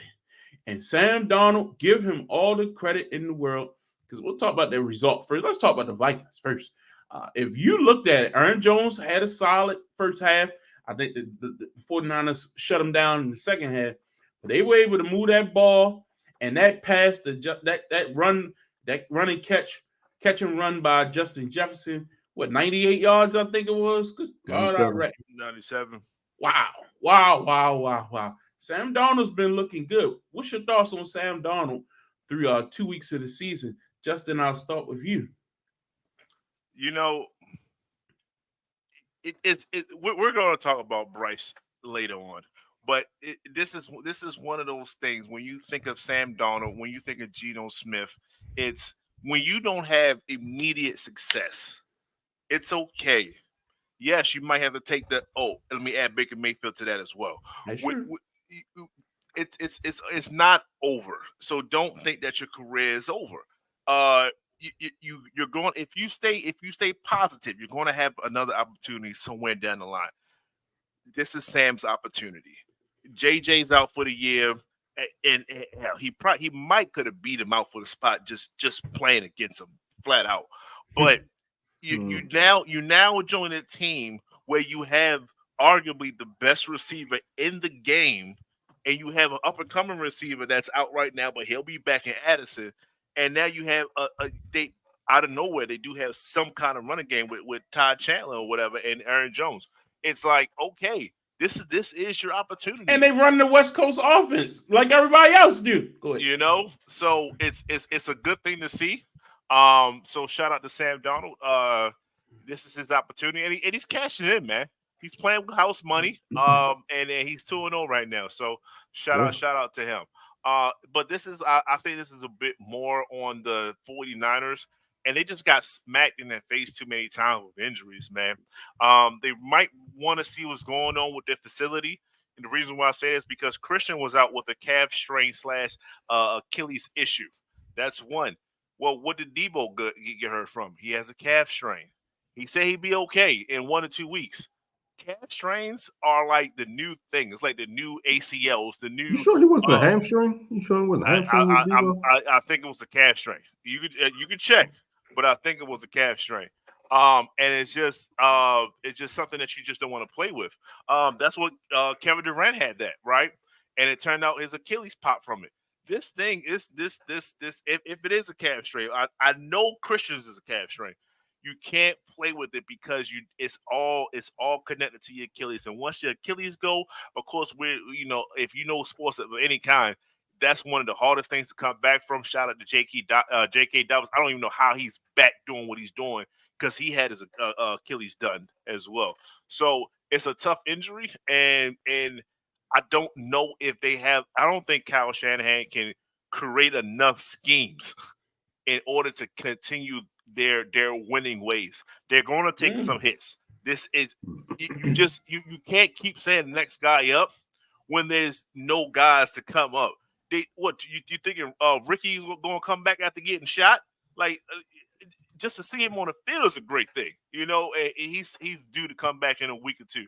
Like they're running out of talent, and Brandon Ayuk, guess what? He missed all the camp, all the preseason, all the little mini battles with against other teams in the week or whatever.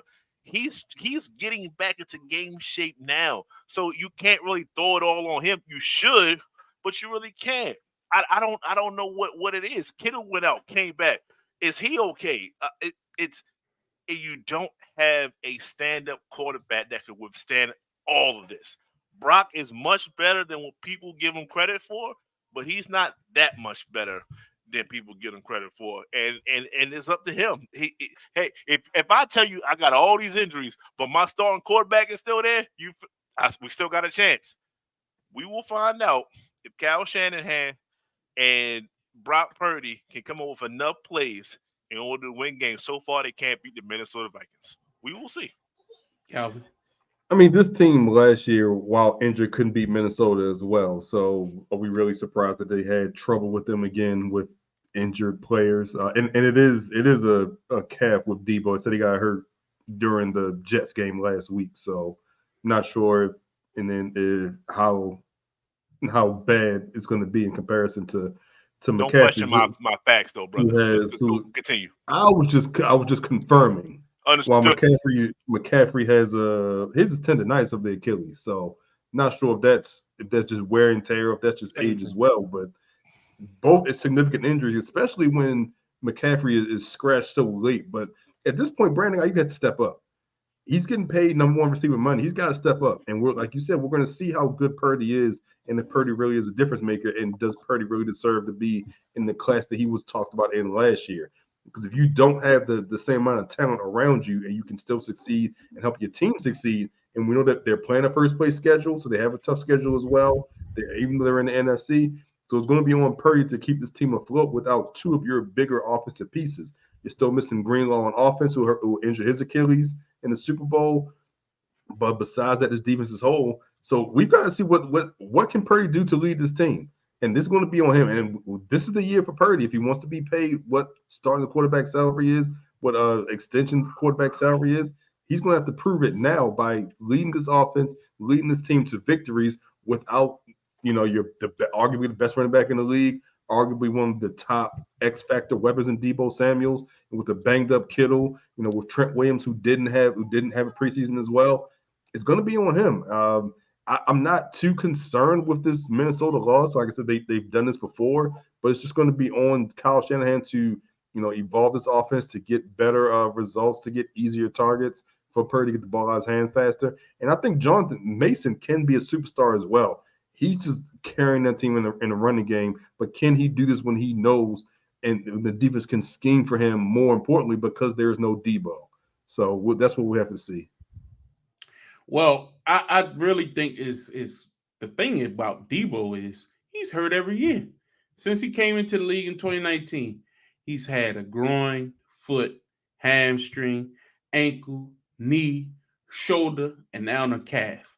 Like, geez. Like, I know he plays a very, very physical style of football, and I respect that. But at some point, you know what I mean? You when you're trying to get paid, especially, the number one ability is availability. And if you're missing 1 or 2 or 3 games every season like it is, it's hard to count on a guy like that. So how much do you invest in a guy like that? So that'll be interesting to watch, and we'll continue to monitor that. But I think this will be a blip in the long run. Nobody's going undefeated, and they have injury reasons to kind of tell you why they lost that game. But shout out to Minnesota. Good win for them on the road. Next up, the Kansas City Chiefs traveled. Excuse me. This game was in Cincinnati. I thought it was in Kansas City. I thought it was in Kansas City too. I don't know why it was set up like this. But anyway, the Bengals went to Arrowhead and almost got the upset. I mean, they had the lead. Almost doesn't count. Almost doesn't count. You saw that video of the Ravens fan who was just straight up hating on that. On your head. Look, man. Bob me a foot. You just really, really, really, really have to finish off Patrick Mahomes, man. It is what it is. He's going to get the call. I thought that pass interference call was legit. You know what I mean? He hit him. He hit him early. It happens. It just so happened to be at the end of the game. But those things tend to happen when you're playing the Chiefs. So, hey, it is what it is. Good bounce back for the Bengals. The way they looked in week 1, I didn't think this game would be that competitive, but they actually dominated this matchup. Isaiah Pacheco, unfortunately, was lost to injury, and looks like he's going on IR. They were able to sign Kareem Hunt to come back home. Remember, Kareem Hunt used to play for this team. That's official? Or they just bring him in and talk? They signed him today. Official. They signed him. So that helps fill that. Remember, Kareem Hunt to a practice squad. But Kareem Hunt was gone because of some legal trouble he got into. Then he went to Cleveland, and Cleveland used him, and then they let him go. So now he's reuniting with Andy Reid, and I think Andy's going to use him well. So I don't think they're going to miss a beat, to be honest with you. So the Chiefs 2-0. They're the class of the AFC still, but that was a squeaker, man. That wasn't a dominating performance. Calvin, what was your thoughts on this matchup? Cincinnati always plays Kansas City well. Now, don't get me wrong. I'm completely happy that Kansas City won this ball game. Mm-hmm. Cincinnati, don't care for them, hate them. Did they get the raw end? Did they get the bad end of the stick? No, because it's Kansas City, and you got to beat Kansas City outright. The game is close. There will be some questionable calls. Like you said, I do think that was pass interference. I don't think Jamar had a case for his. Well, I guess he wanted a horse collar on that tackle as well, which led to that personal foul. I don't agree with that call as well. However, you have to beat the Chiefs. You had a chance to beat them. You gave Pat Mahomes the ball back, and they made whatever. No matter what you think of them, they may have the best kicker in the game as well, because damn sure ain't Justin Tucker right now, and they were able to win that ball game. You have to beat the Chiefs, and the Chiefs will. If the Chiefs can continue to squeak by with these tough games, we know they're going to win the games they're supposed to. We feel as though they could dominate their division. They're walking towards that number 1 seed. They're walking towards a matchup with Houston potentially. But right now, Kansas City's doing what they need to do and win these ball games. And Cincinnati probably plays them the toughest out of anyone in the AFC over the last 2 to 3 years. It's not saying that they beat them I think they've only beaten them twice, but the games have all been within 3 points, it seems like. You had the overtime game in the AFC Championship game. You had the loss in the following year in the AFC Championship, I believe, as well, or the divisional round. They always seem to play them tough, but in so many times they end up on the wrong end of the win-loss category. But you gotta go out and beat Pat Mahomes. And I do not feel sorry for Joe Burrow and don't feel sorry for that team as well. I can't really say what I want to say, but I'm glad Kansas City got the win. Justin, what's your thoughts? I think if he would have won last night, he would have been 4-1 against the Chiefs. That is Joe Burrow, but it didn't happen. It can't be 4-1. Yeah, but it would have been. It would have been. I'm looking at it, their last 5 games they played. So that's neither here nor there. Mahomes only won one of the last 5, and that was the playoff game. With Joe Burrow playing, you just can't think of the Bengals versus the Chiefs. So, with that being said, you can check it if you want. I just checked it. Cool. With that being said, it's you have to beat the Chiefs. I think you guys are undervaluing Isaiah Pacheco. They don't have, as much as I thought they would have by now, they don't have that offensive rhythm when it comes to passing. So he was providing a powerful punch out the back. He's a strong runner. He runs straight north and south.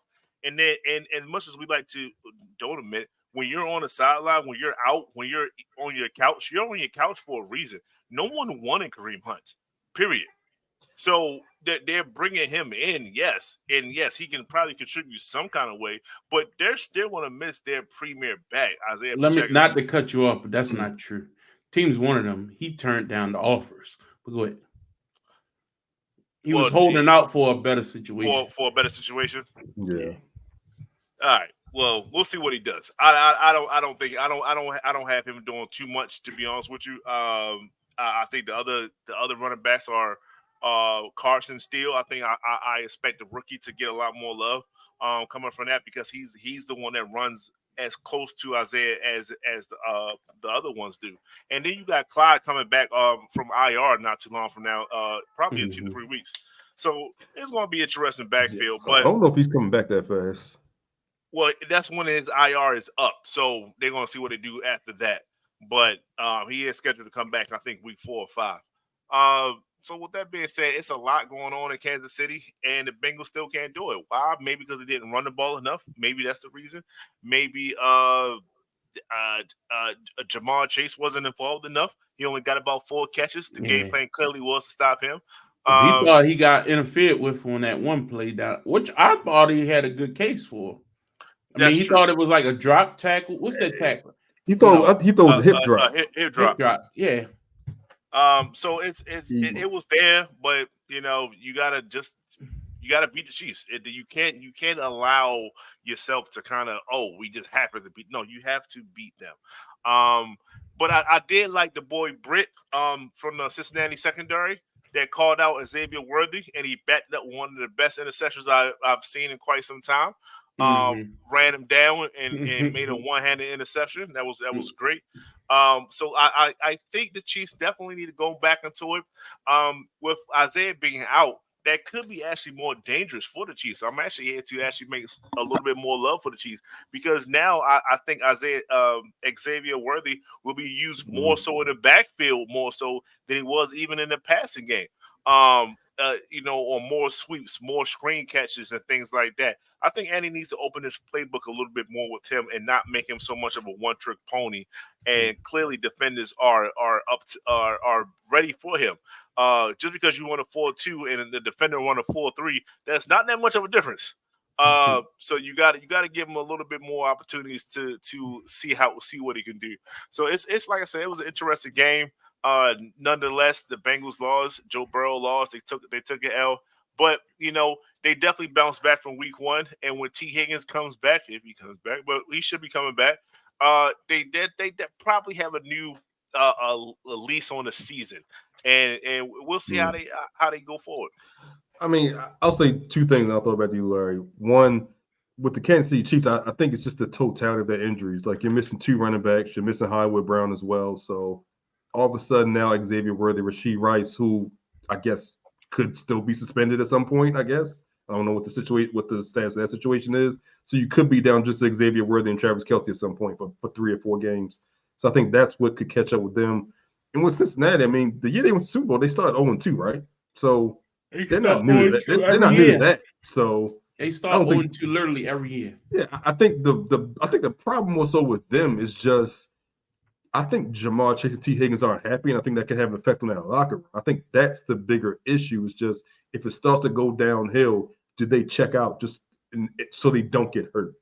And I think that's the bigger issue because we know Jamar Chase wants his money. We saw the contract negotiations. They actually leaked out last week in regards to how the guarantees would be paid versus how he wanted them to be paid. So it doesn't seem as though, and we know the price is only going up.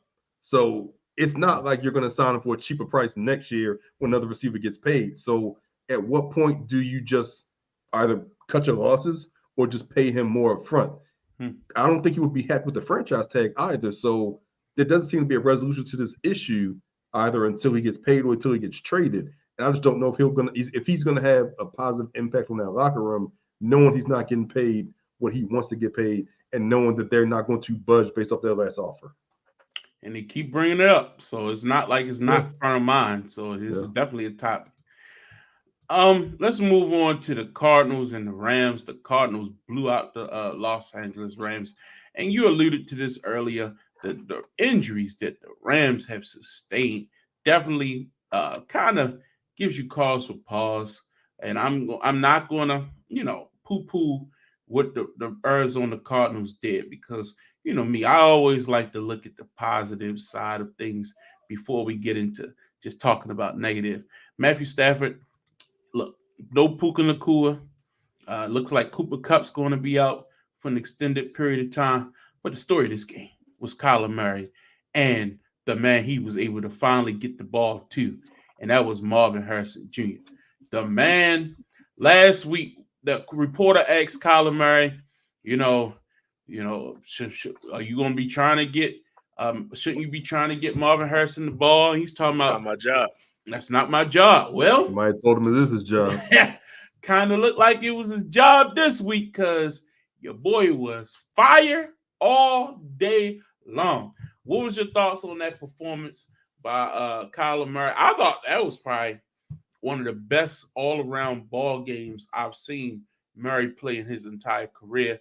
And I thought running the ball, play action pass, being able to create with his legs and actually open up the passing game, I thought that was his best game. I thought that he was sensational. And I watched it a couple of times because I recorded that specific game because I wanted to see if he was able to bounce back. Justin, what was your thoughts? I brought this up, and it's a different take on what Kyler said. Suppose, he's a player, right?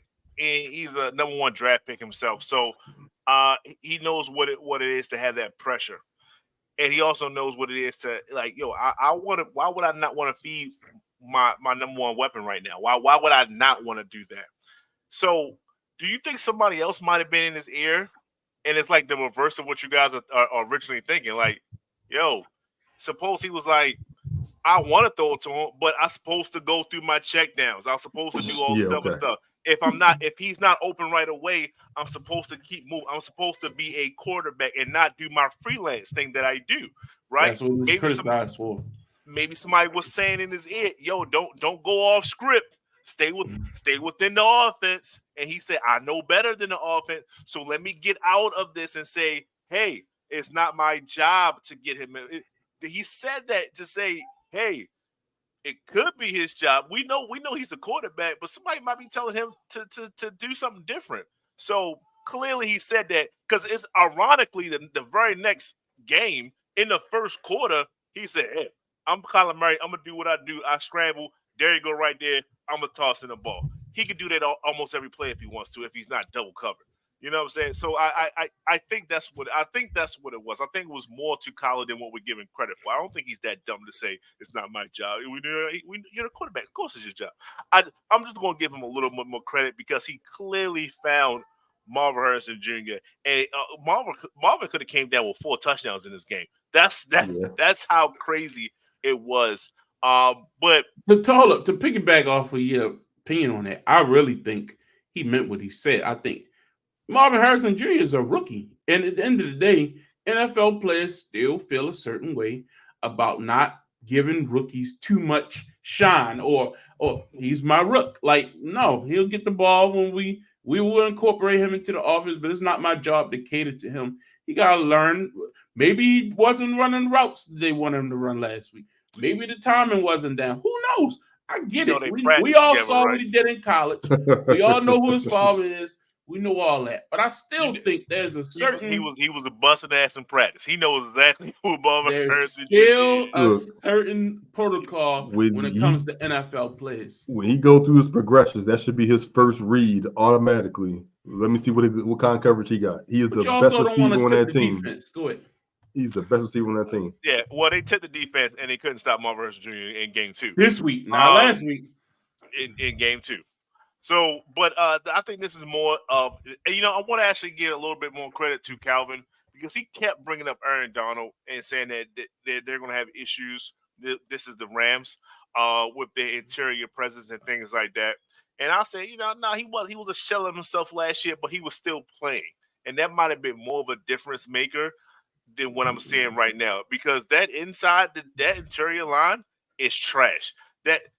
This team might be literally giving up as we speak. It's crazy right now. It's literally all on Matt Stafford and Sean McVay and to try to come up with something or nothing. And we know that's mainly due to a lot of injuries at the same time too. So it's tough when you got Puka dropping. It's tough when you got Cooper dropping. They don't know where to go with the ball. Kyron isn't getting enough carries, in my opinion, as he should. So he's not having the games in which he should be having. The Rams are in a free fall right now, and they need help. And I don't think help is on the way, at least for a couple more weeks. I don't know if help comes back in time. I mean, look, from the Cardinals' point of view, Kyler Murray, James Conner, Marvin Harrison Jr. have games that we expect them to have. I think the expectations for those 3 are very high. I'm not saying that the expectations for the teams are very high, but just for Marvin Harrison, for Kyler Murray, just for him to be able, like I said, get him the ball, he should be the first read, and we see what kind of production he can put up if he's given a chance. With he had 4 receptions for like 130 or 140, something like that, with 2 touchdowns. That should be the first look. He's the best receiver on that team, and we know the potential that he has. So I didn't understand Kyler Murray's response last week, but I thought it was the typical response of what he thought he should say. On the Rams side, they look down Puka, down Cooper Kupp. The run game was just abysmal.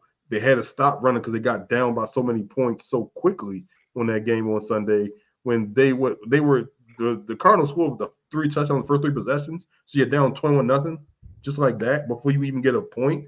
And then it's 24-3 at halftime. So they abandoned the run and they just weren't able to do it. Just not sure. I expected more from this Rams team, but your top 2 receivers, 2 of the top 10 to 12 receivers in the league are hurt. What can you do? No one else can step up. The run game is suspect. Your defense is suspect. It's going to be a long year for the Rams. I expected more, but it has the potential to be a long year, especially with the injuries. At this point, do you even rush them back? Or do you just say, hey, we got our pick for the second time in a while. Let's see what we can do with this and see if we can continue to build. But it's tough to do that when you have aged veterans in Cooper Kupp and Matthew Stafford. You want to still continue to win now, but just don't know if they have the talent to do that right now. Yeah, it's going to be tough. Injuries, the great equalizer of them all. So we'll continue to monitor that. We all had the Rams. Let's take a look at that real quick because we all did have the Rams in the playoffs. So it's not like none of us expected that this team wouldn't be good. It's just unfortunate when, injuries come, especially early in the season, and it feel like, damn, the season just started and all hope is lost already. You know what I mean? That's the feeling nobody wants. Nobody wants to feel like you working all that hard in the off season to get here, and that's what you're left with. You know what I mean? So, what's your thoughts on what you've seen so far through 2 weeks? Have your opinion changed on anything thus far? Justin, let's look at your picks and who you were able to take. Anybody in the AFC that you still not that you've lost a little bit of confidence in it all? Unmute yourself. It's already done. I think the Colts are still going to be okay. That's my only question mark. I do think the Ravens are going to bounce back. I don't think that the Dolphins are going to have the best overall record now. I think that's done. They're going to plummet. But yeah, but I think they still be okay depending on how Skylar works. But my NFC is that's I'm definitely two teams out of there, maybe even three depending on how Green Bay continue to play. But Chicago's done. I wish I could take that one back. And the Rams are going to be done too. So those are the two that I know that they're done. But I still got hope for the Colts. I'm not going to take away that. How about you, Calvin? My AFC, I think I'm sticking with it for the most part. The Miami, including the Jacksonville Jaguars. Yeah, I'm still with Jacksonville. Jeez. That's 0-2 right now. Mm-hmm. He's giving you the opportunity to say you're going to look. This is my thing. The only one's better team than the other. The only thing, they're both 0-2 though, right? Yes or no? Proceed. Okay, that's all that matters. Like the only thing I'm concerned about is the Miami Dolphins. Don't know how long Tua is going to be out. Don't know what to expect from this offense. That's the thing that concerns me. That will probably be the first, the only selection I'm gonna change. Look, the only other thing I would say is if you're looking at the AFC and you don't have the Colts, you don't have Jacksonville. Who else are you looking to?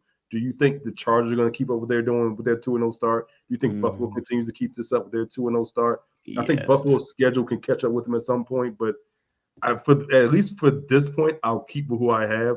In the NFC, I'm worried about the Rams. I think I think everyone's going to be on board with that. Just worried about the Rams. Green Bay, I have to look at their schedule, but if they can stay afloat, I'm just not sure how long Jordan Love's going to be out. If they can stay afloat for 4 or 6 weeks and just kind of stay, a game over 500, then maybe they can still squeak in because it's the wild card. Division winners, I think I like everybody. I had Tampa Bay will make the playoffs, as I said. Don't have them win the division, but I'm okay overall with what I have so far. Yeah, and for me, I would have to admit Tampa Bay surprised me. I had Chicago as the team that I was looking at to really make a push. And that was, I went out on a limb with that one, let's be honest. But I think Tampa will make that wild card over them because I got Atlanta winning the division. But that could be a dog race. And then with Miami going down, I had to look at this next team we're talking about here. The Jets got a big win over the. Yeah, I'm keeping Dallas. I'm not ready to give up on Dallas yet. I think it's still early in the season. And it's the NFC. Gave up on Dallas already. It's the NFC, man. NFC is not that tough. The Jets got to win over the Tennessee Titans in Tennessee. This game was a lot closer than it had any business being, especially with Will Levis at quarterback. If I'm a Jets fan, I'm not encouraged by that win. And if you go back and look at the graphic that we just had up here, Calvin and Justin both have the Jets in the playoffs. And Calvin even has the Jets as the 3 seed. I think that's a bold prediction. And I really don't think this team is that impressive. The offense looks stagnant a lot of the times. The running game has not been able to click at all. The defense is suspect. You let this Titans team that got smoked in week 1 put up 17 points on you. I'm not impressed. Calvin, tell me why I'm wrong. So, look, I think the thing with the Jets is each week they have to just build upon what they did the previous week. They missed the entire year of having their quarterback and the offense.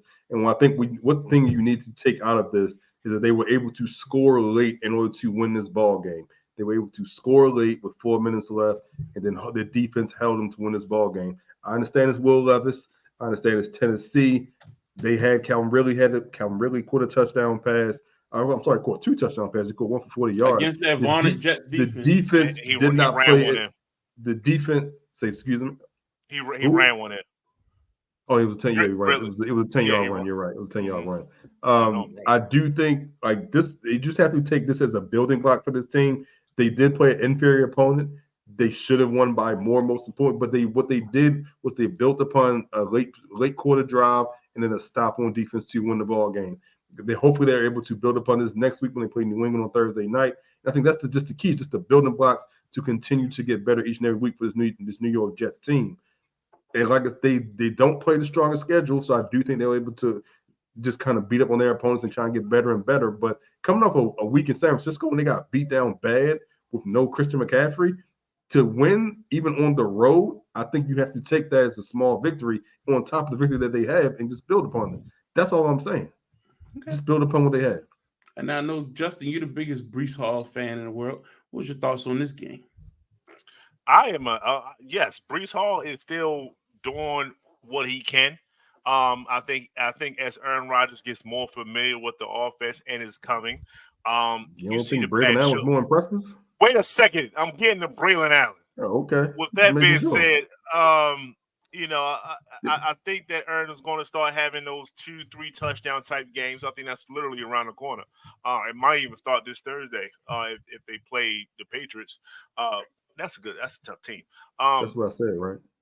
But with that being said, I'm not saying that you didn't say it. Breece still is getting to the end zone. I'm not taking anything away from him, but I did say that he's going to have 2,000 yards. I think collectively, him and Braxton Allen are going to have 2,000 yards together. That's going to be the thing because they got a hell of a backup running back. That's probably a luxury that they actually end up having. So that's all the more reason why they need to rush the ball. So I'm not taking anything away from the Jets. What they need to do is going on and get seeing Reddick contract done because they just had another injury on that defensive line. They're gonna need help, and he provides that by himself. So they need to stop fooling around with that boy. But I'm not going to take too much away from the Titans. The Titans is a very good team. They just had Will Levis that make bonehead plays. He can't get out of his own way. Who they play week 1? The Bears. The Bears have a really decent defense. They pretty much did kind of contain the Houston Texans a little bit there. So it's not like they have a piss poor defense. So Will Levis can score. Will Levis can drive the ball. But they didn't score on the Bears. That was the point. And they were able to put up 17 on the Jets. Go ahead. The fact of the matter is he can make plays. It's just he makes bonehead plays. That's what happens sometimes. And he got to stop that. And that's what he did against the Jets. And the Jets took advantage of it. But you play who's in front of you. And luckily, they had a decent week 2, and Aaron Rodgers just move on from it. Good solid victory. This is the NFL. Take the win when you can. You're not 0-2, so I agree with that. All right, let's move on. The Cleveland Browns traveled to Jacksonville and were able to get a win on the road. Cleveland was coming off of a bad loss in Dallas. At home to Dallas last week, but bounced back. Deshaun Watson played a serviceable game. I thought they were able to do just enough to beat up on a Jaguars team that is overrated and one of those teams that just don't impress anybody except Calvin. So, Calvin, what's your thoughts here? In the 5 minutes between my playoff selection this game, I forgot they scored 13 points. I can't keep them in the playoffs. I can't. Look, they had every opportunity to win this game on Sunday. If I remember correctly, they had the ball. They had the ball late. They kicked a field goal and then gave up a safety to go down 5. This offense is terrible. I was trying to give Trevor Lawrence some break and expect a better performance from him. I expect growth from him in the season. But I just can't when you struggle with this, when this Deshaun Watson led offense can basically do what he wanted to do late in that ball game. With the lack of running game that they had, they ran the ball with Dante Foreman, which I don't understand why Jerome Ford did get more carries as well. Why they didn't push that? I don't understand that. And put the ball in Deshaun Watson's hands, and Jacksonville was not able to take advantage of that. I'm starting to give up hope in the Jacksonville team. I'm Browns. This was a good victory for them, but I feel as though this was more of a Jacksonville failing to capitalize on some of the key parts of the game versus Cleveland just taking advantage of the game and winning it. I'm really down on Jacksonville now. I tried to have hope. Hey, it took you one segment. That's good. I forgot to score 13 points. For some reason, I thought it was like 28-23, and I saw the score, and I'm like, they really scored 13 points. No. Just your thoughts. You know, Deshaun played a little bit better. Serviceable. Mm-hmm. You know, no touchdowns, no interceptions. Yeah, you know, so improvement. You know, that's even kill. He has got to find.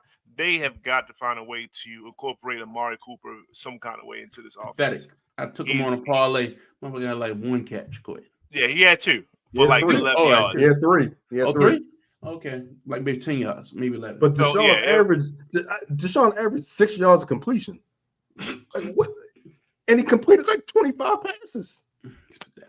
You know, he didn't lose the game. That's just you know, you got to start somewhere. Win. And the next couple games are very winnable games. They play the Giants, they play the Raiders, they play the Commanders. Like they got a chance to, you know, get some separation here. So, you know, Deshaun, don't blow it. That's all you got to do. You know, just you know, I ain't gonna come. I had about 5 jokes lined. I'm not gonna do it. Just play your game. But that's the number one thing. You gotta put Amari in the game plan some kind of way. He is the game breaker that they have, and they're just not utilizing him. So they found some way to incorporate him. I'll feel much better about Cleveland winning the division. But until then, it's tough sledding. Shout out to Justin Fields. It's tough. And the final game we're going to talk about this week is the Packers and the Colts. Anthony Richardson, man. I really like you, man. I really root for you. I really wanted more. But damn it, he's a turnover machine. I mean, Lord, man, he's just a turnover machine. I think he leads the league in interceptions. I think he's up there in fumbles. Jeez. Hold on to the football. You can't run the ball if you don't have it. Like you got Jonathan Taylor not able to get him into the game was within reach, and you couldn't run your style of football because you turned the ball over. I was very disgusted. Justin, I know you're a Colts guy too. You falling off the train or you sticking on?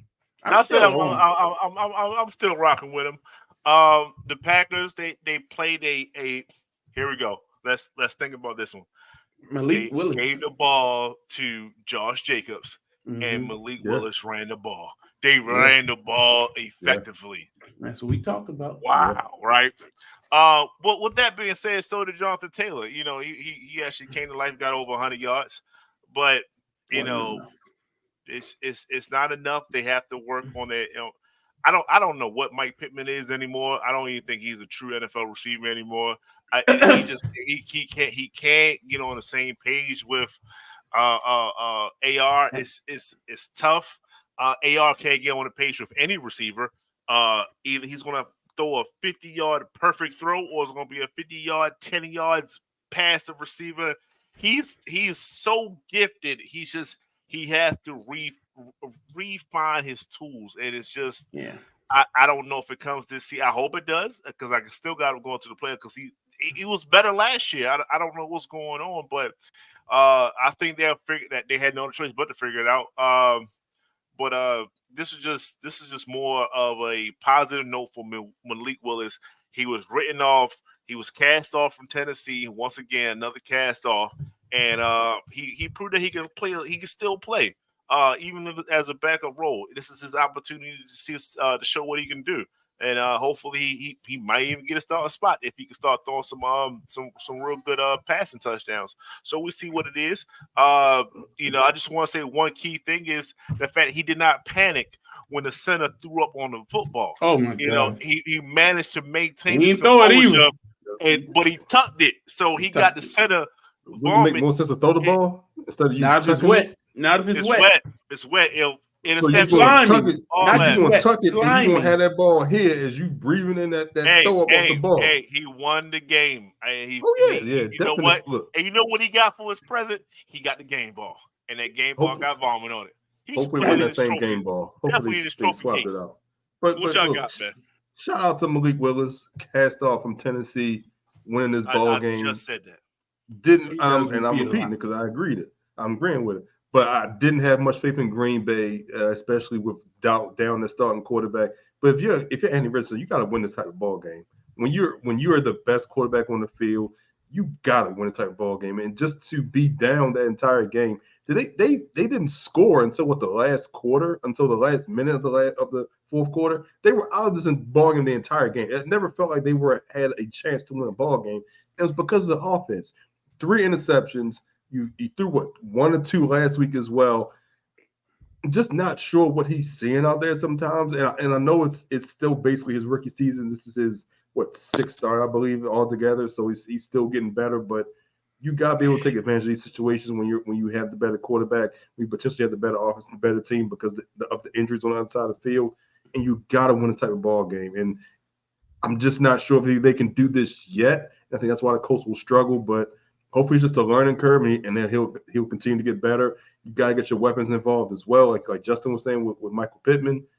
Don't know what he's doing out there, but that can get frustrating as well. But good win for the Packers, and as they try to stay afloat without Jordan Love, every win kind of just lets you push that date. He comes back a little bit further, allows him to get a little bit more healthier because he can be the best quarterback in his division, be the best quarterback on the team going to the playoffs. So they got to get him healthy. Yeah, shout out to Josh Jacobs. Like I say, when your quarterback goes down, you're tasked. Your second game with a new team that brought you in to do this. Carry the load, and he's doing it. So shout out to him. Congratulations. So let's get into, because look, some other games took place last week. We don't need to spotlight them one by one, but this other game here on Sunday Night Football, that the Bears. Man, I really want Caleb Williams to be good. I really do. I enjoyed him in college. I thought his junior year was better than his senior year, but I think that's because he was basically already declared the #1 pick in the draft. So I think that he didn't have a great senior year at USC, but I thought that he would be ready for the pros, and I thought he would be the most pro-ready that we've seen in a while. But damn it, some of those balls he was throwing on Sunday night were just bad. And DJ Moore made a couple athletic plays for him. I thought that not having Keenan Allen hurt him in that game. The defense was tough, kept the game close. We had a chance, and they just sent pressure at him, and he was on his back a lot. That offensive line is not very good in Chicago. I thought the defense is good. I think they have the skill position players. I like Swift, but if they can get that offensive line shored up and he can just have a little bit more pocket presence to feel that rush when it's coming, this Bears team will be all right in the end. I wasn't really impressed with the Texans, but again, I'm going to tend to lean to the Bears defense came to play and give them a little bit more credit. Calvin, what was your thoughts on this match? I know you have the Houston Texans as your #1 seed in the AFC. I'll say both defenses came to play. Basically only 2 field goals in the second half. I expected a little bit more of a high-scoring game, but both defense really came to play.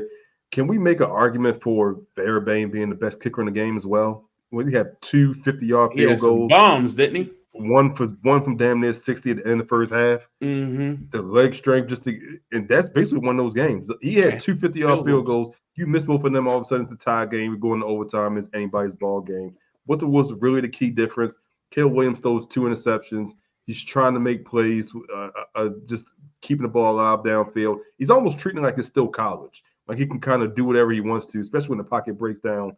he's going to learn that he's got to I rely think on it's his just weapons. faster, man. The game. I mean, it is, but you still can't have those turnovers, especially when you have the talent around you. And even heard, I don't remember who said this, that he's basically Justin Fields with more talent. I don't know if I'm ready to say that yet, but the talent that if you put Justin Fields around his talent, what he knows, I think this team will at least be more competitive in certain games, including when he's not the best quarterback on the field. There's still going to be a big learning curve. There's some injuries. Don't know how long Keenan Allen is out, but he's going to be that possession receiver, that go-to guy when you need him. But you got to stop with the turnovers. You got to get the ball back into the running game. You got to play smart football and make winning plays. And hopefully it'll come with Caleb Williams. But Houston got the victory. I think they win these type of ball games, and that just seems to be their MO, especially with CJ at the quarterback position. I don't know if you guys saw the video with CJ and Caleb Williams when they met at half field, when he's giving him advice and CJ is giving Caleb advice, and he just kind of walks off without really kind of taking heed to it, kind of like, hey, you're a year older than me. You can't really be giving me this advice about being in the league. And hopefully that's just not his attitude going forward, because while that's maybe the case, CJ's got a year of experience, and we've seen CJ compete in games in which he probably should have competed last year. So he's got to be more open to it. He's got to get better. And I think it starts with him being in the film and being more comfortable, just kind of get adjusted to the speed of the ball game. But good one by Houston. So it's nothing to say about this one too much. It's just maybe they should have got one less receiver option, and maybe focus a little bit more on their line, maybe on their running back, maybe got a premier running back to assist him. I think Swift is good. But even still, like that pass to, was it Rome? You got to make that catch. Yeah, I agree. Make that catch. No doubt. And not having Allen hurt. Yeah. And not having Keelan hurts as well, but he's an older receiver, so you have to expect that he's going to miss some time like that. He does kind of resort back to playing college ball, and what you say, Calvin? Like he could get away with this in college, right? He can throw for thousands of yards and rush and everything like that. But the NFL is different, right? Different beast. Yeah. But you said the same thing about Lamar Jackson. But that's neither here nor there. I think that a lot of that goes on them keeping the same offensive coordinator. You keep Eberflus for what? Why would you keep that same offense? You're gonna go if you're gonna get a new quarterback, install all these, go get all these toys and all these weapons. Go get you a new offensive coordinator to go with it. What was Eberflus going to do in Chicago after what we saw him do with Justin Fields? The same, like, is no pass protection. You're going to leave your quarterback on the island. They run the ball well, but they don't do it enough. So go ahead. I'm sorry. Go ahead. So maybe he should incorporate an Aaron Rodgers type of a vibe, where as though if it's not there, throw it away. You have to take away the will to make a play. Sometimes it's just better to just throw the ball away and don't create situations where you're throwing it across your body, thinking that you're going to complete a pass. That doesn't work in the NFL like that. So, it's a learning lesson once again. Luckily, it's early in the season. You got to monitor the frustrations of the team. It's similar to Carolina, and I think that's why they did what they had to do for Bryce. DJ Moore is already visibly frustrated on the sideline. He's not getting the looks that he wants.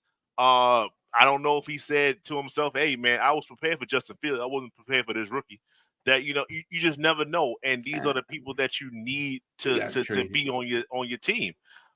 So we'll see, but you just got to monitor the heartbeat of the team and see how it does moving forward.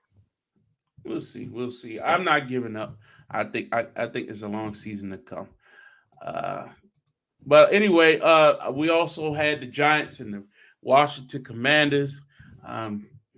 Washington get a big win there with nothing but field goals. So I'm not wasting much time talking about that. But I guess a solid win for them. Anybody? And then the Pittsburgh Steelers were able to defeat the Denver Broncos. Any quick thoughts on those two matchups from any of you? Look, we talked about Tua earlier in this podcast. Look, Jaden Daniels need to learn how to slide too. You taking too many hits. You need to learn how to slide. Mm-hmm. That's all I gotta say. Look, they won the ball game, but you need to learn how to slide, young man. For me, it's Pittsburgh. They are now 2-0. I said that they was gonna have a winning record. When I said that, I said I have no idea how they're gonna have a winning record in my head. I said it in my head, but here we are. They are 2-0, and they got 15 more games to get 7 wins. Um, Shout out to Mike Tomlin. You're doing it again right before our eyes, man. And I just wish all the best for Justin Fields.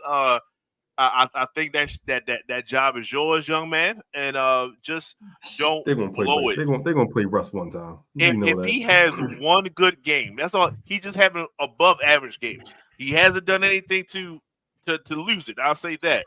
If he has one game where he has a 2-3 touchdown game, it's over for us, man.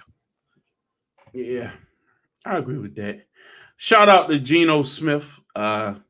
Big win overtime over against the New England Patriots, who that defense is really for real. That defense in New England is for real. And Geno got that big win in overtime, drove the ball down the field, get the game-winning field goal. Shout out to Seattle. So, look, the Patriots will play on Thursday Night Football this week against the Jets. It will be very interesting to monitor that matchup. But overall, very interesting week. If we quickly move it ahead to week 3, just pick one matchup that you're most interested in seeing this weekend. Calvin, I'm assuming because you're going to be in Dallas this weekend, the Ravens and the Cowboys game is the number one thing on your mind. So we won't ask you to talk about that. Whatever matchup is on your mind. I'm probably going with Detroit and Arizona. We saw Detroit lose last week to Tampa Bay. We saw Arizona put up 40 on the Rams. Just what Arizona team will show up? Will this be the team that we saw just get the ball to Marvin Harrison Jr., that we saw Connor get 100 yards? Or will it be the team in the first week against Buffalo that's just not able to complete a pass downfield, in which their line really struggled? Aiden Hutchinson did he have 3 sacks on Sunday? I believe he had 3 sacks early. Maybe he had 4 sacks in total. So can he cause he was doing his thing. Can he cause havoc against his Arizona front? So it'll be interesting to see which teams actually show up, and will Detroit actually play a full game, unlike they did a couple last week against Tampa Bay? No, they played a full game. They just happened to lose. With that being said, it's I'm split. I'm not even gonna lie to you, and I'm going to take this time to say that I'm split. I'm looking at the Falcons and the Chiefs. I'm looking to see how that pans out. And like I said earlier, I'm looking at the Eagles and the Saints. And, a lot is riding on both those teams for me. I do believe we're going to beat the Broncos, so I'm not really too worried about that. So it's our opponents playing high quality opponents. And that's what you're looking at. That's what I'm looking at. Yeah, I like both of those games as well, but the game that I'm most interested in is the Los Angeles Chargers and the Pittsburgh Steelers. Yeah. Look, it's going to show you right here. It's going to show you. Because if the Chargers are able to do what I think they're going to be able to do, they're going to beat the Steelers on Sunday. And we need them to beat the Steelers on Sunday. So, Jim, do us a favor, baby. Slow these guys down. Keep them within reach. But I'm telling you, if that Chargers offense and J.K. Dobbins and them boys run that football, Herbert able to play action pass, he's not even healthy. He's not even healthy. Think about that. And they're 2-0. And I think if they are able to control that clock and play a methodical style of football, they'll be 3-0 in the season, and the Steelers will drop that first game. I'm excited about that one, honestly. I'm going to sit that because the Ravens play at 4 o'clock. So I think they start at 1. I'll be able to watch that in totality. I don't have to work this Sunday. I'm going to watch football for the first time this season. Just relax, kick back on the couch, and watch some football. I can't wait. Yes. So before we get out of here, we got to talk about the Baltimore Orioles, excuse me. Lord, man, things have seemed to have kind of taken a turn here lately. So I need you guys to, tell me what the hell's going on with the Orioles. Calvin, go ahead, man. You go ahead. If let me say this. This team has been utterly pathetic for basically the second half of the season. They played 150 games. If they are up, I believe 5 games. It was 5 games going into tonight. So I'm not sure if the standings of Detroit, Minnesota, and I believe Seattle, who are fighting for the 3rd wild card spot. They're up 5 games on those 3 teams, at least 5 games. I'm not sure if they're going to make the playoffs. They only have 12 games left, and they're up 5 games. I'm not sure if they're going to make the playoffs as a wild card because of this bad baseball that they've been playing. We're still waiting for the same names to come off the injured list.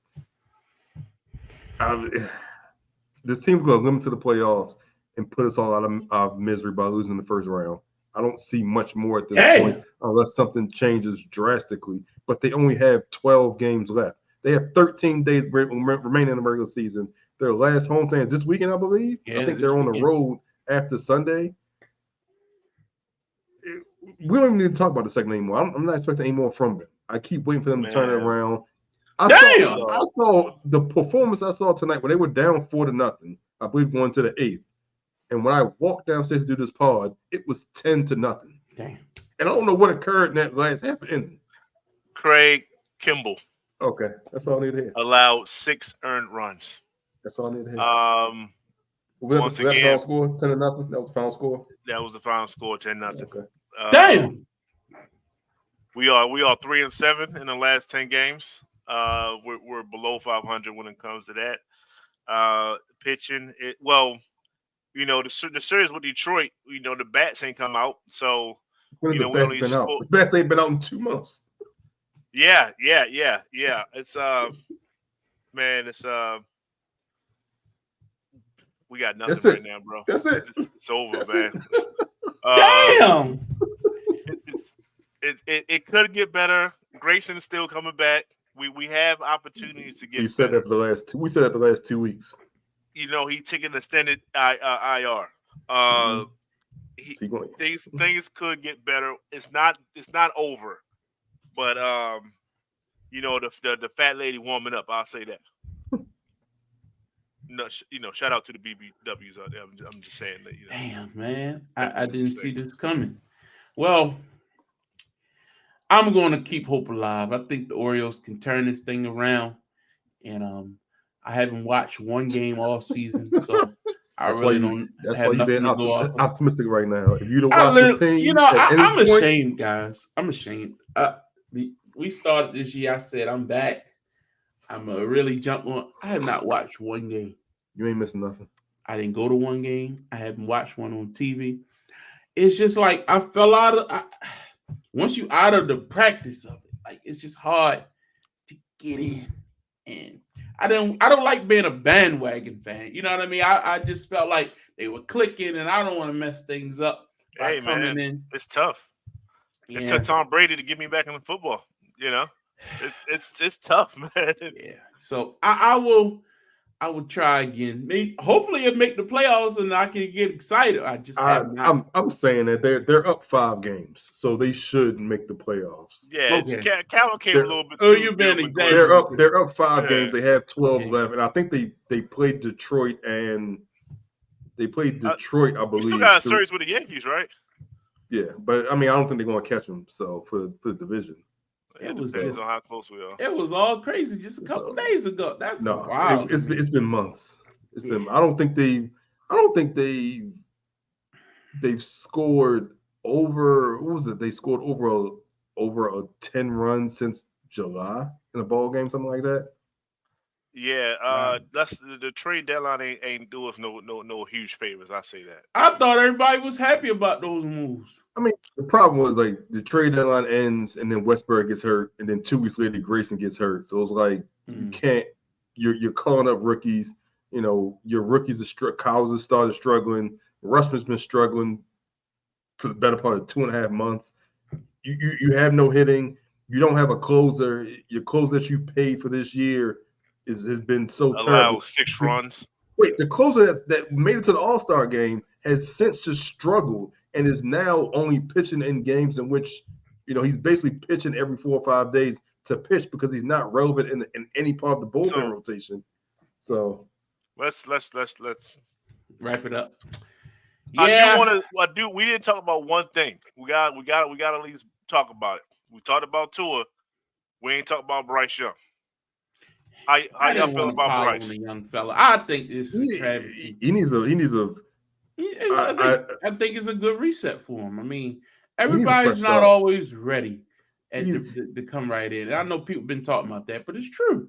I think, and I also think this is what Tom Brady was talking about when he says they're not prepared to come into the league. And he came into the league with a poor offensive line, with no weapons, and was thrown out there. He was 2-14 last year, 0-2 this year. Mm-hmm. And to make it, I think what makes it worse is just the success that CJ Stroud has had. So, and everyone talks about how Houston tried to trade up for that pick, and then they're happy that they didn't. So, I'm not saying he needs a reset, but I think he needs to get out of there too. The coach that they fired, I think Frank Wright, he wanted CJ as well. And the GM and everybody said, no, we taking Bryce. And it is what it is. It's tough for the young fella, hopefully he goes to a different situation. But when that ish hit the fan, you could tell it hit him. And he might not, how some people just like never lose in their whole career. Like you go through high school winning, you go through college winning and all that. And he went to Alabama, was winning. Nothing crazy like that. And to start your first season 2-14, it's tough, man. Some people don't bounce back from that. So, I do wish him all the well, but he definitely got to get out of Carolina. I think the organization did him no favors. So zero. I hear what you're saying about the Tom Brady point, but I don't agree with that. I think sometimes the problem is when they start these people and they feel like they need to start them because most people winning a Super Bowl with a quarterback under a rookie contract so they can load up the talent around them. The problem is they didn't load up the talent around them. The talent around They gave up everybody. You can make the argument the same thing is going on in New England. That's why Drake May hasn't started. You can make that same argument, but they ain't start him. Correct. So you can draft the person and sit them. There's no rule to say if you're not ready or the team's not ready for you, don't throw them out there to the wolves. Like, I think that's the problem. So, a lot of the best quarterbacks that we see in the league got drafted to a situation that was favorable to them. It's very rare that you see a CJ Stroud. It's very rare. So let me ask you this question though. If you're a team that needs a quarterback, so if you're the Giants, I think we agree they need a quarterback. If you're but they're not a quarterback away though. No, I agree with that. But like if you're the Giants, if you're Tennessee, I don't think Will Levis is the answer. If you're Denver, would you trade a mid-round draft pick for him instead of drafting a quarterback in the upcoming draft? No, because you're gonna have to give away assets to. Okay, I'm just saying, like, would you trade away a 3 or a 4? I'm not saying you're gonna trade a 1. I'm not saying that.